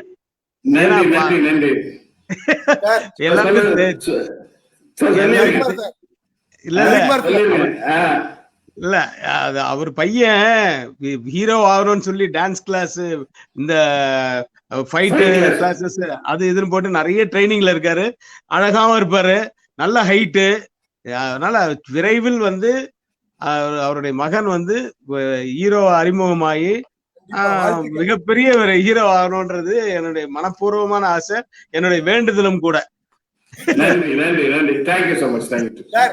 அப்படியே ஒரு நிமிஷம், 2 டைரக்டர்ஸுக்கும் இன்னும் ஒரு டைரக்டர் இணைய போறாரு. அந்த டைரக்டர் வந்து ரவிக்குமார் சாரோட படத்துக்கு பல பாட்டுகள் எழுதியிருக்காரு. ஏன்னா ஒரு ஆக்டர், இது கவிஞர், என்ன வேணா சொல்லிட்டே போலாம். அவரையும் கூப்பிடலாமா? நானும் இருக்கணுமா லைவ்ல? நான் போலாமா? ஆமா, நீங்க இருங்க சார். சரி, okay okay. Thank you thank you thank you. யாரு சார் வணக்கம் சார். வணக்கம் sir. Hi Ravi. Hello sir, எப்படி இருக்கீங்க? யாரு சார்? நீ பாட்டெல்லாம் எழுதிருக்கீங்கன்னா பாட கவிஞராகிட்டாரு உங்களை. முதல்ல ஒரு பெரிய இயக்குனருங்க. நான் வந்து கொஞ்ச நேரத்துக்கு முன்னாடி உங்களை பத்தி பேசிட்டு இருந்தேன். இல்ல ரஜினி கமல் 2 பேரையும் வச்சு நீங்க டைரக்ட் பண்ணிருக்கீங்க அப்படின்னா, இல்ல இப்ப நான் மட்டும் இல்லப்பா எஸ்பிஎம் பண்ணிருக்காரு. அப்ப உங்க பேரை சொல்லியிருந்தேன். கரெக்டா உங்களை கூட நிறுத்துறாங்க. அவர் பெரிய அவரு எவ்வளவு பெரிய டைரக்டர். நான் எதுக்கு அதை சொன்னேன்னா, உங்க படத்து 2 படத்துக்கு பாட்டு எழுதியிருக்காரா இல்லையா? இல்லையே, பாட்டு எழுதிருக்கீங்களா? தர்மச்சகரம் பாட்டு எழுதியிருக்காருல்ல, அதான் ஒரு படம் தான். தத்தி தத்தி தாவிடும் முட்டத்து மாட போறா பிரபு படம்பா. ஓஹோ, ஓகே ஓகே ஓகே ஓகே. என் ஒய்ஃப் 2 படம்ன்றா. என் ஒய்ஃப் பக்கத்துல உட்காந்து 2 படம். தங்கச்சிக்கு தெரியல. அவங்க ஒய்ஃபும் என் ஒய்ஃபும் ஸ்கூல்ல 2 குழந்தையும் என் குழந்தையும் கிளாஸ்மேட்ஸ். ஆமா, 2 ஃப்ரெண்ட்ஸ். எங்க குழந்தைங்க எல்லாம் இப்ப 2 பேரும் எல்லாம் பெருசா வளர்ந்து எல்லாம் ஃபைனல் இயர்ல நிக்கிறாங்க. ஹரி, ஃபர்ஸ்ட் ஆஃப் ஆல் நான் உங்களுக்கும் நம்ம கௌரிக்கும் 2 பேர்த்துக்கும் என்னுடைய மனமார்ந்த நன்றியை தெரிவிச்சுக்கிறேன். நம்ம டோக்கியோ தமிழ் சங்கம் உங்களால வந்து இந்த அளவுக்கு வந்து எல்லாத்தையும் கவர் பண்ணி எல்லாத்தையும் கூப்பிட்டு, சினிமா துறையினராகட்டும் மற்ற துறையினர்களே ஆகட்டும், உங்களுடைய நம்ம டோக்கியோ தமிழ் சங்கத்தினுடைய உறுப்பினர்களுக்கு எல்லாத்துக்கும் என்டர்டைன் பண்றீங்க. I wish you all the best. அது மட்டும் இல்ல, you are doing a great service. நான் கேள்விப்பட்ட ஆச்சரியம் ஆயிடுச்சு ரவி. நம்மளை பத்தி பேச அவங்கள பத்தி கொஞ்சம் சொல்லிடுவோம். ஏன்னா they are doing lots of good things. நிறைய பேருக்கு உதவி பண்ணிக்கிட்டு இருக்காங்க. இப்ப இந்த மியூசிஷியன்ஸ் இதுங்கள்ல எல்லாம் கூட கேள்விப்பட்டேன். நிறைய அவங்களுக்காக எல்லாம் ஃபண்ட் ரைஸ் பண்ணி கொடுக்குறாங்க. இதெல்லாம் இது பண்ணோடனே எனக்கு ஒரு ஆசை வந்துருச்சு ரவி, நம்ம இயக்குனர் சங்கத்துக்கு இவங்க மூலமா ஏதாச்சும் பண்ணிக்கலாமான்னு. அதனால நான் எப்பவுமே அதுலதான் தீவிரமா இருக்கேன். அவரு எந்த போஸ்ட்ல இருக்காரோ அதுக்கு நியாயமா நடந்துக்கிறாரு.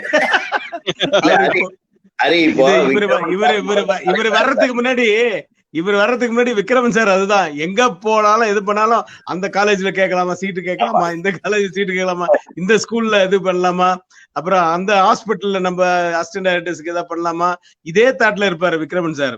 இப்ப இவரு அந்த போஸ்டுக்கு வந்ததுக்கு அப்புறம் இப்ப இவரு கேளுங்க. உண்மையாவே நம்ம விக்ரமன் சார் போட்ட ஒரு வழிதான் நம்மளுக்கு. அவர் ஒரு பாதை போட்டு போயிட்டாரு, அந்த பாதையில நான் சிக்கிட்டேன். இப்போ அவர் அந்த அளவுக்கு நிறைய நல்லது பண்ணிட்டாரு நம்ம சங்கத்துக்கு ரவி. நம்ம என்னன்னு இப்ப அதுல இருந்து பின்வாங்க முடியாது. அதே மாதிரி நம்ம சும்மா பேசிக்கிட்டு இருந்தேன். அதனால என்ன சார் செஞ்சிடுவோம் அப்படின்னா, நான் வாரத்துக்கு ஒரு டைரக்டரை கொண்டாந்து விட்டுறேன். நீ ஏசிட்டிஸ் இன்னைக்கு ரவிக்குமார் வர்றாருன்னாவே எனக்கு சந்தோஷம், நானும் வந்துடுறேன், விக்ரமன் சாரையும் கூப்பிட்டுலாம் அப்படின்னு சொல்லி ட்ரை பண்ணிட்டு இருந்தாரு. உடனே விக்ரமன் சார் கிட்ட பேசினேன். So I'm very very glad. ஏன்னா 2 லெஜண்ட்ஸ். விக்ரமன் வந்து ஒரு கவிதை, ஏன்னா இவர் ஒரு பரபரப்பான கதை, இவர் ஒரு வேகமான ஒரு அவரு அழகா சொன்னாரு, இவருடைய ஸ்பீடுக்கு யாருமே மேட்ச் பண்ண முடியாது. என்னன்னா எங்க பீரியட்ல நாங்கெல்லாம் இயக்குனர்கள் எங்களுக்குள்ள ஒரே ஒரு விஷயம், ஒரு யூனிக் நேச்சர் என்னன்னா, பி வாசு அவரையும் சரி, எங்களுக்குள்ள பொறாமைன்றது கிடையாது. ஒருத்தர் பாராட்டிக்குவோம், வாழ்த்திக்குவோம். பல சமயங்கள்ல ரவிக்குமாரோட படங்களுக்கு நான் தான் போய் நெகட்டிவ் கட் பண்ணுவேன், அவருக்கே தெரியாது. இந்த சேரன் பாண்டியன் படத்துக்கு எல்லாம் நான் தான் போய் நெகட்டிவ் கட்டிங்க பூஜைன்னு சொல்லுவாங்க. டைரக்டர் இங்க அண்ணன் இன்னொரு இடத்துல மாட்டிட்டு இருக்காரு, சரி வாயா நான் கட் பண்றேன் சொல்லிடியா தம்பிக்கிட்டேன். இந்த மாதிரி we live together. So I'm very happy. ஒரு வார்த்தை சொன்னார் இல்லையா, அவருடைய டைரக்டருக்கு அவர் எந்த அளவுக்கு மரியாதை வச்சிருக்காருன்னு, அது ஒண்ணுதான் இன்னைக்கு வரையிலும் அவர் வந்து உயர்த்தி கொண்டே போயிருக்கு. விக்ரமன் சார் மேல அவர் வச்சிருக்கிற மரியாதை இன்னைக்கு கூட அவர் பார்த்தோன்னே வேர்க்குதுன்றாரு பாருங்க. That is genuine. நான் என்ன சொல்றேன், அந்த ஃபீலிங் இஸ் ஜென்யூனுங்க. அதான் அதான் அதான். அதே மாதிரி விக்ரமன் சார் யாருக்குமே வந்து அவர் வந்து சொன்ன மாதிரி அவர் ரொம்ப சாஃப்ட் கேரக்டர். ரொம்ப இதனாலே ரொம்ப அதாவது இதாயிடுவார். ஏதாச்சும் ஒரு வார்த்தை தப்பா ஏதாச்சும் கொஞ்சம் வார்த்தை உயர்த்தி பேசிட்டா கூட, குரல் உயர்த்தி பேசிட்டா கூட அவர் வந்து டென்ஷன் ஆயிடுவாரு அப்படின்னு சொல்லுவாங்க. பட் என்னை பொறுத்தவரை அவர் ஒரு கவிதை மாதிரி, ஒரு குழந்தை மாதிரி. ஸோ அவருடைய வாழ்க்கையும் வந்து மிகச் சிறப்பா இருக்கணும். நம்ம தம்பி ரவிக்குமார் அவர்கள் வந்து இன்னும் மேலும் அவருடைய வெற்றிகளை பத்தி எல்லாமே அவரே அவர் ஒவ்வொரு படத்தையும் நான் ஃபுல்லா பார்த்துட்டு இருக்கும்போது எல்லாம் கேட்டுட்டு இருந்தேன். எவ்வளவு என்ஜாய் பண்ணி வந்து அவர் பண்ணியிருக்காரு, ஒவ்வொருத்தரையும் அண்டர்ஸ்டாண்ட் பண்ணிக்கிட்டு. நான் அதுல கொஞ்சம் வேற மாதிரி, நான் கொஞ்சம் எமோஷன் ஆயிடுவேன். இவர் எமோஷன் ஜாஸ்தி திட்டுற ஆள் இவர் தான். யாரு தம்பி ரவிக்குமார் தான் ஆளு. எல்லாம் எங்கிட்ட என்ன சார் ரவிக்குமார் இப்படி எல்லாம் ரஜினியே சொல்றாரு, சார் நீங்க ரொம்ப நல்ல டைப்பு ரவிக்கு. நானே ஒரு தடவை எனக்கு ஆக்சுவலா இந்த முத்து படம் வந்து ஆக்சுவலா நான் பண்றதா தான் இருந்தது. அது ஒரு சின்ன ஒரு ஈகோ பிரச்சனையில நான் வேண்டான்னு சொல்லிட்டேன். ரஜினி ரொம்ப அப்செட் ஆயிட்டார் அவர் வீட்டுல. வேணாம் சார், அது வெளியே சொல்ல வேண்டாம், இது வேற ஒண்ணும் இல்லை, ஒரு சின்ன ஈகோ பிரச்சனை. அப்புறம் ரஜினி சார் அதை புரிஞ்சுக்கிட்டாரு. சரி, இப்ப நான் என்ன பண்ணிட்டேன்னா, நான் ஆல்மோஸ்ட் நான் வந்து பாதி படத்துக்கு மேல நானும் ஸ்கிரிப்ட் பண்ணிட்டேன் அதுக்கு, அந்த படத்துக்கு. அப்போ சார் நீங்க ஒண்ணு பண்ணுங்க, உங்களுக்கு கரெக்டா சூட் ஆகுறாள் நான் ஒருத்தர் சொல்றேன், ஃபாஸ்டா முடிப்பாரு, எனக்கு ஃபாஸ்டா இருக்கிற டைரக்டர் வேணும் அப்படின்னாரு. அப்புறம் அப்போ ஒரு வாசு இப்பதான் பண்ணியிருக்கோம், வேண்டாம் வேற யாரு அப்படின்னா. நானே சொன்னேன், உண்மையிலும் சொல்றேன், நான் ரொம்ப ரசிக்கிற ஒருத்தர், வேகமா செயலாற்றக்கூடிய ஒரு இயக்குனர் தம்பி ரவிக்குமாருங்க, நீங்க அவரை ட்ரை பண்ணுங்க, நான் இதுல இல்லைன்னாலும் என்னை விட அவர் நல்லா பண்ணுவாரு அப்படின்னு நான் சொன்னேன். அவரை வீட்டுல வச்சு அப்படியா அப்படின்னு அவருக்கு தெரியும். அது அதாவது இந்த மாதிரி எங்களுக்குள்ள ஈகோவோ எந்த விதமான ஒரு காழ்ப்புணர்ச்சியோ எங்களுக்கு வந்ததில்லை. இப்ப பல டைரக்டர்கள் சந்திக்கிறதே இல்லை. இப்போ வர டைரக்டர் அது வேற நாங்கெல்லாம் இதே நாங்க அசிஸ்டண்டா இவங்க எல்லாம் வந்து இவங்க நம்ம யங் டைரக்டர்ஸ். இவரு அந்த முதல் படம் பண்ணும்போது இவரு, நானும், வசந்த், விக்ரமன் எல்லாம் சேர்ந்து ஒரு பேட்டி எல்லாம் கொடுத்துருக்கோம். ஞாபகம் இருக்கா ரவி? நீங்க அதே மோட்டார் சைக்கிள்ல வந்தீங்க எங்க நம்ம இதுல நந்தனம் பக்கத்துல இருக்க இந்த கிரவுண்ட்ல வண்ணத்திரையோ எதுக்கோ ஒரு பெரிய கலந்துரையாடல் நம்ம எல்லாம் உட்கார்ந்து பேசியிருக்கோம். அப்போ இருந்த அந்த உறவு வந்து இன்னைக்கு வந்து நாங்க we are all like brothers. So I'm very happy. இன்னைக்கு ஒரு மிகப்பெரிய லெஜண்ட் டைரக்டர், இன்னைக்கு வரையிலும் தமிழ் திரை உலகத்தை அப்படி தூக்கி நிறுத்திட்டு இருக்கிற ஒரு டைரக்டர் KS ரவிக்குமார் உங்களோட கலந்து உரையாடுறதுல என்னைய நீங்க சேர்த்துக்கிட்டீங்க.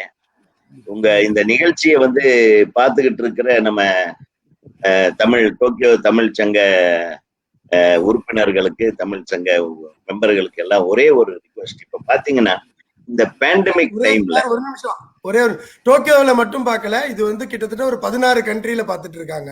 Very good throughout world Tamil சங்கங்களின் சங்கமம். ஓகே, அந்த சங்கமத்தில இன்றைக்கு சங்கமித்து பார்த்து கொண்டிருக்கின்ற, இணைந்து அதை பார்த்து ரசித்துக் கொண்டிருக்கிற அனைவருக்கும் ஒரே ஒரு விஷயம் சொல்றேன். நீங்க இன்னைக்கு ஒரு பெரிய லெஜெண்டரி டைரக்டர்ஸ், இப்போ ரவிக்குமார், நம்ம விக்ரமன் சார், இவங்க எல்லாத்தையும் வச்சுட்டு நீங்க வந்து இன்னைக்கு பேசுறீங்கன்னா, இதை யூனிஃபை பண்ணது, இது யுனைட் பண்ணது சினிமா தான். இந்த பேண்டமிக்ல கூட சினிமாங்கிறது வந்து ரெகக்னைஸ் பண்ணாத ஒரு இண்டஸ்ட்ரியா இருக்கு. எல்லா இண்டஸ்ட்ரியும் வந்து ஓபன் பண்ணிட்டாங்க, ஆனா இந்த இண்டஸ்ட்ரி ஓபனே பண்ணல. ஆனா இந்த சினிமா தான் இந்த பேண்டமிக் டைம்ல 4-5 மாச காலம் மற்ற மக்களுடைய உணர்வுகளோட, அதாவது மக்கள் வந்து மென்டல் ஆகாம இருக்கிறதுக்கு இந்த சினிமா தான் உங்க வீடு வழியா வந்து, உங்க தொலைக்காட்சிகள் மூலமாகவும் நெட் மூலமாகவும் உங்களை எல்லாம் வந்து நம்ம மனதளவுல பாதிக்காம பாதுகாத்துக்கிட்டு இருக்குதுன்றத ஒரு விஷயத்த நம்ம எல்லாரும் தெரிஞ்சுக்கணும். இந்த சினிமா மட்டும் இல்லாம இருந்திருந்தா நிறைய பேர் மென்டல் ஆயிருப்பாங்க இந்த பேண்டமிக் டைம்ல. நீங்க என்ன நினைக்கிறீங்க? கண்டிப்பா. சினிமா இப்படி பாத்தீங்கன்னா சினிமா வந்து மத்த எல்லா இண்டஸ்ட்ரியும் விட மக்களை பாதுகாக்கிற வேலையை நிறைய செஞ்சிருக்கு இந்த 5 மாசம். எத்தனை இன்டர்வியூஸ் இந்த மாதிரி இந்த கலந்துரையாடல்கள், அது மட்டும் இல்ல நிறைய கிசு நிறைய சண்டை, எல்லாமே என்டர்டெயின்மெண்ட் ஆயிப்போச்சு. சினிமாக்காரங்க எங்க என்ன ரவி? இல்ல இது ரெக்கக்னைஸ் இண்டஸ்ட்ரியா ஒரு ரெக்கக்னைஸ் பண்ணல அப்படின்னு சொன்னீங்களே, அது என்னமோ எனக்கு தப்புன்னு நினைக்கிறேன். ரெக்கக்னைஸ் பண்ணிருக்கு சார். இல்லைன்னா பேங்க்ல எல்லாம் உங்களுக்கு இதுக்கு பேங்க்ல எல்லாம் வந்து உங்களுக்கு லோன் கொடுக்குறாங்க இல்லையா, ரெக்கக்னைஸ் பண்ணிருக்கு டைரக்டர் சார். இல்ல அவர் அது சொல்லல. அவர் என்ன சொல்றாருன்னா, இப்ப இந்த பேண்டமிக் சமயத்துல இத வந்து அன்னைக்கு கூட நிறைய பேர் அதை பத்தி போட்டிருந்தாங்க. இந்த இத வந்து லீஸ்ட் ப்ரியாரிட்டியில வச்சிருக்காங்க. அது சொல்றாரு. இன்னைக்கு பலதரப்பட்ட மக்களோட எமோஷனையும் நீங்களே பாத்தீங்கன்னா, இந்த 4-5 மாசமா வேலை செய்ய முடியாம பைத்தியம் முடிச்சவங்க இருக்காங்க. மென்டலா உட்கார்ந்து ஒருத்தன் தனிமைப்படுத்தப்பட்டு அவனை தூக்கிட்டு வர்றதுக்காக இந்தியாவில இருந்து ஒரு அப்பா போறான். இங்க ஸ்பெயின்ல ஒரு பையன், அவன் தனிமையில இருந்து பயந்து அவன் அந்த பெரிய சம்பளம் வாங்கிட்டு இருக்கிற பையன், எப்படியாவது நான் போய் பையனை மீட்டுட்டு வரணும்னு எனக்கு போன் பண்ணி, நான் சென்ட்ரல் கவர்மெண்ட்ல சில இதுங்களை எல்லாம் பேசி அவருக்கு டிக்கெட் எல்லாம் அரேஞ்ச் பண்ணா, அதுக்குள்ள அந்த பையன் அங்க ஹாஸ்பிட்டல்ல அட்மிட் பண்ணி அவன் பிரதர் வேற ஒரு கண்ட்ரில இருந்து போய் அவனை வந்து ஒண்ணு மென்டலா டிஸ்டர்ப் ஆயிட்டான் தனிமையில. சோ இந்த மாதிரி விஷயங்கள் எல்லாம் இருந்து மனிதர்களை காப்பாத்துனது இந்த சினிமா. இந்த சினிமா துறையில் இருக்கிற எத்தனையோ அசிஸ்டன்ட் டைரக்டருங்க இன்னைக்கு சிரமத்துல இருக்காங்க. So we need to help. So yes சரி ஓகே நீங்க எங்க ரூட்டுக்கு வரீங்கன்னு தெரியுது எனக்கு. அப்கோர்ஸ் நம்ம ரவிக்குமார் சார் சார் எல்லாம் அது பண்ணிட்டு இருக்காங்க. பட் நான் நான் பண்ணல சார், நான் இன்னும் பண்ணல. டு பி நீங்க ஃபிராங்க் வந்து நிறைய இத ஒரு விஷயம் சொல்லிக்கிறேன். நான் உங்களுக்கு சொல்லல, சொல்ல இந்த சங்கத்தின் மூலமா அவர் வந்து என்ன பண்றாரு, நம்ம இயக்குனர் சங்கத்துக்கு ஒரு நன்கொடையை வந்து நான் வந்து இது பண்ணி அனுப்புறேன் அப்படின்னு சொல்லி என்னுடைய அன்பு சகோதரர் ஹரி வந்து சொல்லியிருக்காரு. அதுக்கு எனக்கு மனமார்ந்த நன்றி. வாரம் ரவி ஒரு டைரக்டரை அவங்களுக்கு நாங்க கொடுத்துடுறோம். இயக்குனர் சங்கத்துல அவங்களுடைய ப்ரோக்ராம்ல அவங்க கலந்துரையாடல்ல நம்ம சங்கத்தின் சார்பாக ஒரு 5-6 டைரக்டர் நான் பேசிட்டேன். அடுத்த வாரம் உங்களுக்கு நீங்க விரும்புற ஏஆர் முருகதாஸ் உங்களோட கலந்துக்கிடுவாரு. நம்ம ரவிக்குமார் ஆரம்பிச்சு வச்சிருக்காரு. அதனால ரொம்ப நன்றி. இது தொடரட்டும் உங்களுடைய பயணம். நம்ம இது உலகளாவிய விஷயம் மட்டும் இல்ல, ஏன்னா இது நம்ம இயக்குனர் எல்லாத்தையும் வெளி உலகத்துக்கு கொண்டு போய் சேர்க்கிற ஒரு அற்புதமான வேலையை செய்யறீங்க. எங்களுக்கு தெரியாதவங்க எல்லாம் தெரிஞ்சுக்க போறீங்க. வியாபார ரீதியிலும் கூட இதை வந்து நீங்க இன்னும் டெவலப் பண்ணி வைங்க. We will all travel together. We will all sail together. Okay. Very good. Thank you Hari. Thank you Gowri. Thank you sir. இது என்ன கண்டிப்பா சார், ஏன்னா நம்ம நிறைய இதுக்கு பண்ணிட்டு இருக்கோம். ஏன்னா நம்மளோட டேக்லைனே sir entertainment for a cause, அதுதான் ஆரம்பிச்சோம். இந்த 3 மாசத்துல கிட்டத்தட்ட 8 ப்ராஜெக்ட் பண்ணிருக்கோம். இப்ப சார் கொடுத்திருக்கிறது எங்களுக்கு 9வது ப்ராஜெக்ட். அதே இப்ப எங்களுக்கு டைமும் கொடுத்திருக்காரு, 2 months டைம் கொடுத்திருக்காரு. தீபாவளிக்கு அந்த 1500 யூனியன் அசிஸ்டன்ட் டைரக்டர்ஸ் யூனியனுக்கு சார் மூலமா உங்க மூலமா 2000 அதுக்கு எங்களால என்ன முடியுமோ நான் தான் சொன்னேன் சார்ட்ட, சார் முழுசா பண்ண ஆசைப்படுறோம், பட் எங்களால என்ன முடியுமோ அட்லீஸ்ட் கேரண்டீடா 50% நாங்க பண்றோம் சார் அப்படின்னு நான் சொல்லியிருக்கேன். அதுக்கு உலக தமிழ் சங்கங்களையும் நாங்க ஒன்னா இணைச்சு நாங்க மெகா தீபாவளின்னு ஒண்ணு ஆன்லைன்ல கொண்டாட போறோம். அதுல இதுக்காக நாங்க கண்டிப்பா ஒரு இது பண்ணி நாங்க கொடுக்கறதுல கண்டிப்பா எங்களுக்கு சந்தோஷம். அதுக்கு சாரும் வந்து ப்ரோக்ராமுக்காக ரவிக்குமார கூப்பிட்டதுக்காக நான் வந்து இது கேட்கறேன்னு டைப் பண்ணேன். அவர் இல்ல நான் ஏற்கனவே இந்த பேண்டமிக் பீரியட்ல இது 3வது தடவை. நான் ஃபர்ஸ்ட் வந்து அவங்க அந்த தமிழ் வருஷப்பரப்புக்கு போது ஒண்ணு வந்தேன். அப்புறமா இவர் கிரேசி மோகன் ஃபங்க்ஷனுக்காக ஒண்ணு வந்தேன். அது இது 3rd டைம்.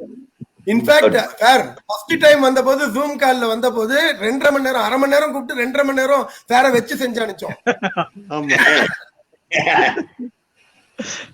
சரி ஓகே. நீங்க நிறைய இந்த இதுல வந்து நம்ம தம்பி சொன்ன மாதிரி விக்ரமன் சாரோட சன்னுக்கு ஒரு பிரைட் ஃபியூச்சர் அமையணும். நம்ம எல்லாரும் கண்டிப்பா அமையணும். அதுதான் நானும்.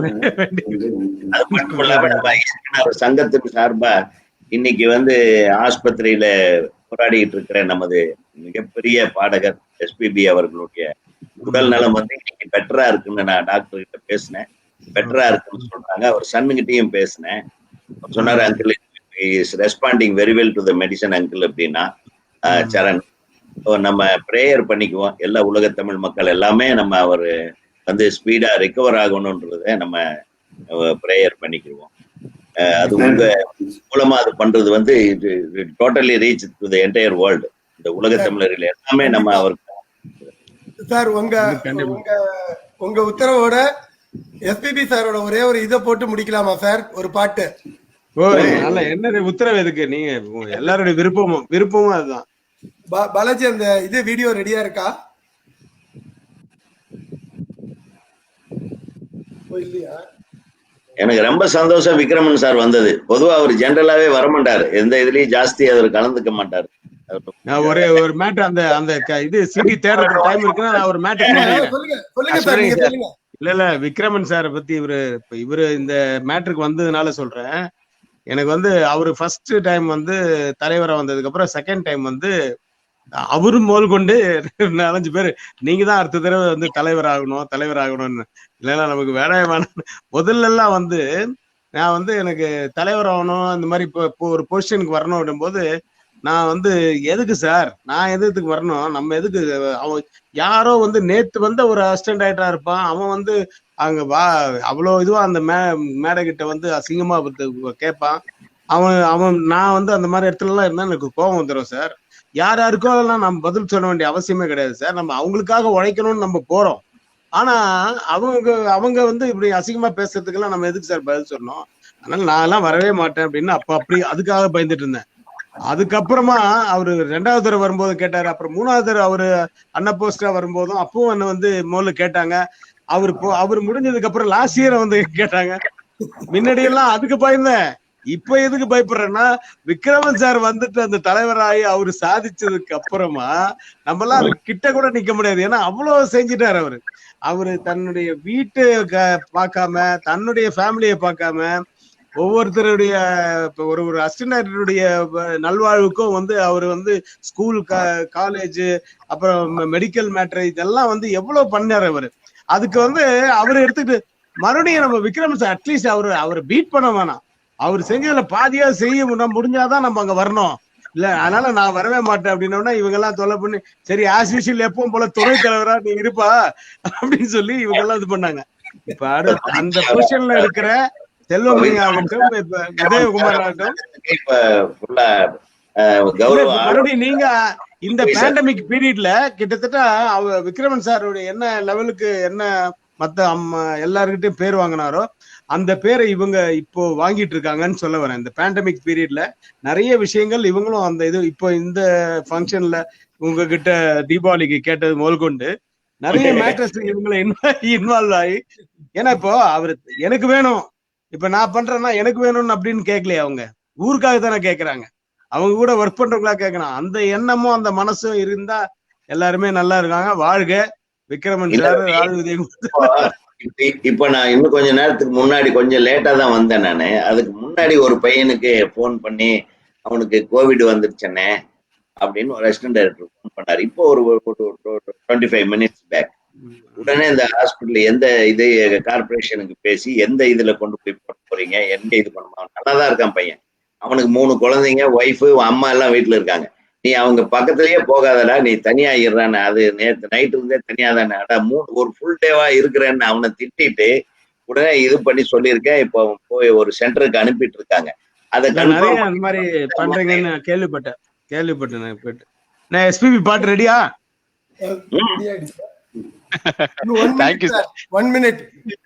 இல்ல கரெக்டா சிச்சுவேஷனை பார்த்து நீங்களே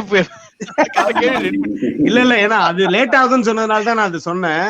உண்மையாவே என்ன அதுல இறங்கிட்டா சார், இப்ப விக்ரமன் சார் ஆகட்டும், இப்ப உதயகுமார் சார் ஆகட்டும், இது வந்து அதுல இறங்கவே மாட்டாங்க.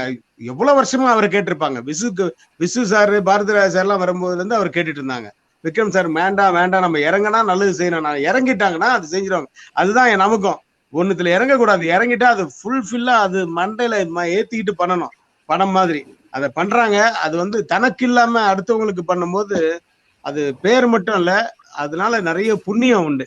அவங்க ஃபேமிலி ரொம்ப நல்லா இருக்கும். நிஜமாவே நான் வந்து வேற விஷயமா வேற அந்த வீடியோ மட்டும் பார்த்துட்டு அதுக்கப்புறம் உங்களுக்கு நன்றி சொல்லி முடிக்கிறோம் சார். அந்த வீடியோ பார்த்துட்டு. Okay Hari, thank you. எஸ்பிபி சாருக்காக எங்க பார்த்த எப்படி இது பண்றது மட்டும் சொல்றேன். டைம் இருக்கா? சார் இல்ல சார், நீங்க முடிக்கும் போதுதான். இல்ல சார், இல்ல எதுக்குன்னா, ஏன்னா ஒரு பாடகரா வந்து விக்ரமன் சார் படத்துலயும் சரி, விஜயகுமார் சார் படத்துலயும் சரி, என் படத்துல நிறைய பாடல்கள் பாடி இருக்காரு. சிங்கரா எல்லாம் ஓகே. பட் ஃபர்ஸ்ட் டைம் அவர் மீட் பண்றது வந்து எப்படின்னா, எங்க லஸ்ல வந்து ஒரு விநாயகர் கோயில் இருக்கு. லஸ்ல அந்த மெயின் நவசக்தி விநாயகர் கோயில். அந்த விநாயகர் கோயிலுக்கு வந்து வருஷம் அந்த விநாயகர் கோயில் நடக்கும்போது பெரிய பெரிய இசை இதெல்லாம் லைட் மியூசிக் எல்லாம் நடக்கும். அதுல வந்து எம்எஸ்வி இது ஒரு நாள் நடக்கும். அந்த எம்எஸ்வி உடைய இசை கச்சேரி நடக்கும்போது பயங்கரமான கிரௌட் இருக்கும் சார். Full crowd. அந்த 4 மூலை ரோடு, எங்கேயோ விநாயகர் கோயில் எங்கேயோ இருக்குன்னா அந்த 4 மூலை ரோடு இந்த பக்கம் டேங்க் மயிலாப்பூர் குளம் வரைக்கும் இருக்கும், அந்த சைடு ராயப்பேட்டை வரைக்கும் இருக்கும். அவ்வளவு கூட்டம் இருக்கு. ஏன்னா எல்லா இடத்துலயும் ஸ்பீக்கர்ஸ் வச்சிருப்பாங்க, அவ்வளவு கிரௌட். அப்பெல்லாம் அந்த லைட் மியூசிக் வந்து ரொம்ப ஃபேமஸ். இப்ப டிவி எல்லாம் கிடையாது. சோ அந்த மாதிரி பீரியட்ல வந்து நான் வந்து இந்த நேரு நியூஸ் மார்ட்னு அந்த கார்னர் ஷாப்பு கிட்ட நீங்க முதல்ல காமிச்சிங்களே எங்க ஃப்ரெண்ட்ஸ் ஸ்ரீராம் குமார் எல்லாம், அந்த ஃப்ரெண்ட்ஸ் அந்த குரூப்போட நாங்க எல்லாம் அங்க நின்று அங்க இருந்து பாக்குறோம். டிஸ்டன்ஸ்ல எங்கேயோ சும்மா மாதிரி தெரியுது ஸ்டேஜே. அப்போ எங்களுக்கு எப்படி நகர முடியாது. அந்த மாதிரி கிரௌட்ல ஒருத்தர் வந்து இப்படி தள்ளுறாரு. சார் நான் போனோம் சார், ஸ்டேஜுக்கு போனோம் சார், ஸ்டேஜ் பண்ணி. யாரையா நீ? சார் நான் தான் சார் எஸ்பி பாலசுப்ரமணியன், உள்ளே இருப்பேன். எஸ்பி பாலசுப்ரமணியன் அந்த எம்ஜிஆர் படம் அந்த பாட்டு எல்லாம் 2-3 பாட்டு தான் வந்திருக்கு. ரொம்ப ஃபேமஸ் ஆகல அவரு. எஸ்பி பாலசு தள்ளையா நாங்க தள்ளையா பாடகர் வந்திருக்காரு, பாடகர் நாங்க ஸ்டேஜுக்கு போனோம் அவரை இழுத்துட்டு போற மாதிரி நாங்க ஸ்டேஜு கிட்ட போயிட்டோம். அது அந்த மைண்ட்ல அப்படியே இருக்கு. இப்போ ஒரு வாட்டியும் நான் அவரை பார்க்கும் போதெல்லாம் சொல்லணும், இன்னி வரைக்கும் நான் அவரை சொல்லல. என் வீட்டு கல்யாணத்துக்கு வந்திருக்காரு, எல்லா இதுக்கும் வந்திருக்காரு, நிறைய அவரோட பேசியிருக்கோம், அது பண்ணிருக்கோம். சொல்றேன், அது பார்த்தோன்னா அந்த யூத் போட்டோ பார்த்தோன்னே ஞாபகம் வந்தது. என் ஃப்ரெண்ட்ஸுக்கு எல்லாம் ஞாபகம் இருக்கும்னு நினைக்கிறேன். சின்ன விஷயங்கள் தான். பட் அப்ப இருந்து அதாவது அவரு நடந்த அவருடைய சாதனைகள் வந்து உலகத்துக்கே தெரியும். ஆனா யாருக்கிட்டமே 1% கூட ஒரு கெட்ட பேர் வாங்காத ஒரு மனுஷன் உலகத்துல எனக்கு தெரிஞ்சு அவருதான். அதனால வந்து எல்லாருடைய இது பிரேயர்ஸும் இருக்கு. கண்டிப்பா நல்லபடியா திரும்பி வருவாரு. எனக்கு தெரிய சினிமாவுல ஈகோவே இல்லாத ஒருத்தர் அவர்தான். ஆமா, கரெக்ட். காட்டிக்க மாட்டார். யார் வந்தாலும் ஒரே மாதிரி பேசுவார். அன்பான என்ன விக்ரமன்? ஆமா, super. Okay sir, thank you very much. நாங்க ஓரளவுக்கு வித்தியாசமான கேள்விகள் கேட்டோமா? யோசிச்சு சொல்றேன். இந்த இன்டர்வியூ வித்தியாசமா இருந்ததா? கொஞ்சம் பாஸ் இல்லையா சார்? ஆர்டர்லயா பாஸ் பண்ணிட்டோமா? உங்களுக்கு முன்னாடி ஒரே ஒரு நிமிஷம் சார், எங்களோட விக்ரம் சார் ஏதோ சொல்றாரு. நிறைய அவரை பத்தி சரியான தகவல். அதாவது டைரக்டர் வந்து ரவி வந்து நிறைய மேட்டர்கள் பேசினாரு. அவர் கோவப்படுவாரு, எங்க அவரு மத்தவங்களை எப்படி அனலைஸ் பண்ணிருக்காரு. ஒவ்வொரு கேரக்டரையும் நமக்கு தெரியலன்னா அவங்கள வச்சு நம்ம படம் பண்றது ரொம்ப கஷ்டம். அவங்களை எந்தெந்த இடத்துல யூஸ் பண்ண, அந்த மாதிரி நிறைய நல்ல விஷயங்கள்லாம் எனக்கே ரொம்ப ஆச்சரியமா இருந்தது. ஏன்னா எனக்கு தெரியாத விஷயங்கள்லாம் அவருக்கு தெரிஞ்சு வச்சிருக்காரு.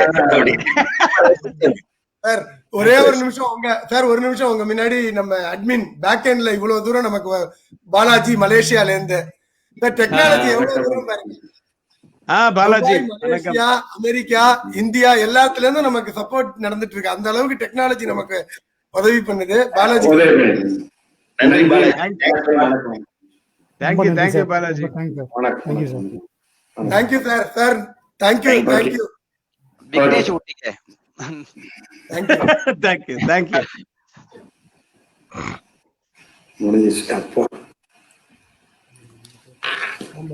எடுத்துட்டு போடுவோம் sir. Thank you sir. Thank you so much sir. Thank you. Gauri, நல்லபடியாக 9வது எபிசோட் முடிச்சிட்டோம். ஐ திங்க் ரொம்பவே சக்சஸ்ஃபுல்லாவே பண்ணிருக்கோம், பெருமையாவும் சொல்லலாம் நினைக்கிறேன். ஐ திங்க் நம்மளால இது வந்து ஐ திங்க் காமிச்ச போட்டோஸ் எல்லாமே வந்து வெளியில காமிக்க இது வரைக்கும் வெளியில வந்தது இல்ல, ரொம்பவே பர்சனல் போட்டோஸ் அது. இல்ல அது ஒண்ணு. ரெண்டாவது வந்து ஜென்ரலாவே நான் என்ன நினைக்கிறேன்னா, நம்ம பண்றதே வந்து டே ஒன்ல இருந்து நம்ம கார்பரேட் கிடையாது, நமக்கு டிஆர்பியோ எந்த விதமான டார்கெட் பிரஷர் எதுவும் கிடையாது. நம்ம ஜாலியா ஆரம்பிச்சோம். அந்த ஜாலியா ஆரம்பிச்சது 3 மாசமா இப்ப பிரம்மாண்டமா வேற லெவலுக்கு வந்திருக்கோம். இப்பயும் அந்த பிரஷரை எடுத்துக்காம இதே மாதிரி நம்ம போவோம். எது வரைக்கும் போக முடியுமோ போவோம். ஏன்னா நம்ம எதுவுமே சாதிக்கிறதுக்கு பண்ணல. என்டர்டைன்மெண்ட் ஃபார் எ காஸ், ஒரு பர்பஸை எடுத்துக்கிறோம், அதை நோக்கி போறோம். அதுக்கு இத்தனை பேர் நமக்கு வந்து உறுதுணையா இருந்து சப்போர்ட் பண்றதுதான். அவங்க எல்லாருக்கும் நம்ம நன்றி சொல்லணும். மெயினா நம்ம பேக் எண்ட், நம்ம சர்வர் பேக் எண்ட் சீஃப், அவர் வந்து வரமாட்டாரு, ரவிநாயக் அவர்கள். ஆமா, ரவிநாயக்கு வந்து கோடான கோடி நன்றிகள். பிளஸ் பாலாஜி, விகி, நம்ம மகா, சசி, கணேசன், ரமேஷ், ராமகிருஷ்ணன் சொல்லிட்டே போலாம். நம்ம டீம் வந்து வினோத், எல்லாருக்குமே நன்றி. ஸோ எல்லாரும் என்ஜாய் பண்ணுவீங்கன்னு நினைக்கிறேன். உங்க ஃபீட்பேக் கொடுங்க. எல்லாரும் வந்து நம்ம ஃபேஸ்புக் பேஜ், யூடியூப் பேஜை லைக் பண்ணுங்க, சப்ஸ்கிரைப் பண்ணுங்க. அதுதான் நீங்க எங்களுக்கு கொடுக்குற ஒரு சப்போர்ட். ஏன்னா if we grow we can give more to you. So thank you. Thank you. So மீண்டும் ஒரு முறை எங்களை இணைஞ்சு இந்த ஆல்மோஸ்ட் 2 hours கிராஸ் பண்ணிருக்கோம். ஆக்சுவலா 1.5 மணி நேரம் தான் பிளான் பண்ணிருந்தோம் இந்த மீட்டிங். இந்த இன்டர்வியூ ரொம்ப இன்ட்ரெஸ்டிங்கா போச்சுன்னு நினைக்கிறோம். So thank you so much for all your support. மீண்டும் அடுத்த வாரம் அகமும் புறமும் நிகழ்ச்சியில அடுத்த வாரம் சனிக்கிழமை, ஞாயிற்றுக்கிழமை சொல்லிடலாமா சார்? நீங்க ஓகே சனி அடுத்த வாரம். ஓகே, இப்ப ஃபர்ஸ்ட் டைம் அனௌன்ஸ் பண்ண போறோம், ஒரு வாரம் முன்னாடியே. அடுத்த வாரம் சனிக்கிழமை வந்து விநாயகர் சதுர்த்தி ஸ்பெஷல் வந்து பாடகி திருமதி நித்யஸ்ரீ மகாதேவன் அவர்கள் தான் வந்து சனிக்கிழமை அன்னைக்கு வர போறாங்க. ஞாயிற்றுக்கிழமை யாருன்னு நீங்களே சொல்லுங்க ஹரி. ஏஆர் முருகதாஸ் சார் வராரு. இப்போ நம்ம ஆர்வி உதயகுமார் சார் கன்ஃபார்ம் பண்ணிட்டாரு. So next week again another legend director AR Murugadoss அவர்களை சந்திப்போம். சனிக்கிழமை அன்னைக்கு நித்யஸ்ரீ மேடம் வராங்க. So going to be again very big event. அதுக்கு அடுத்த வாரமும் பெரிய சர்ப்ரைஸ் இருக்கு. அது அடுத்த வாரத்துல சொல்லலாம். ஓகே, சோ எங்களோட இணைந்தமைக்கு ரொம்ப ரொம்ப நன்றி. மீண்டும் அடுத்த வாரம் சந்திப்போம். மிக்க மகிழ்ச்சி. தேங்க்யூ. நன்றி. நன்றி.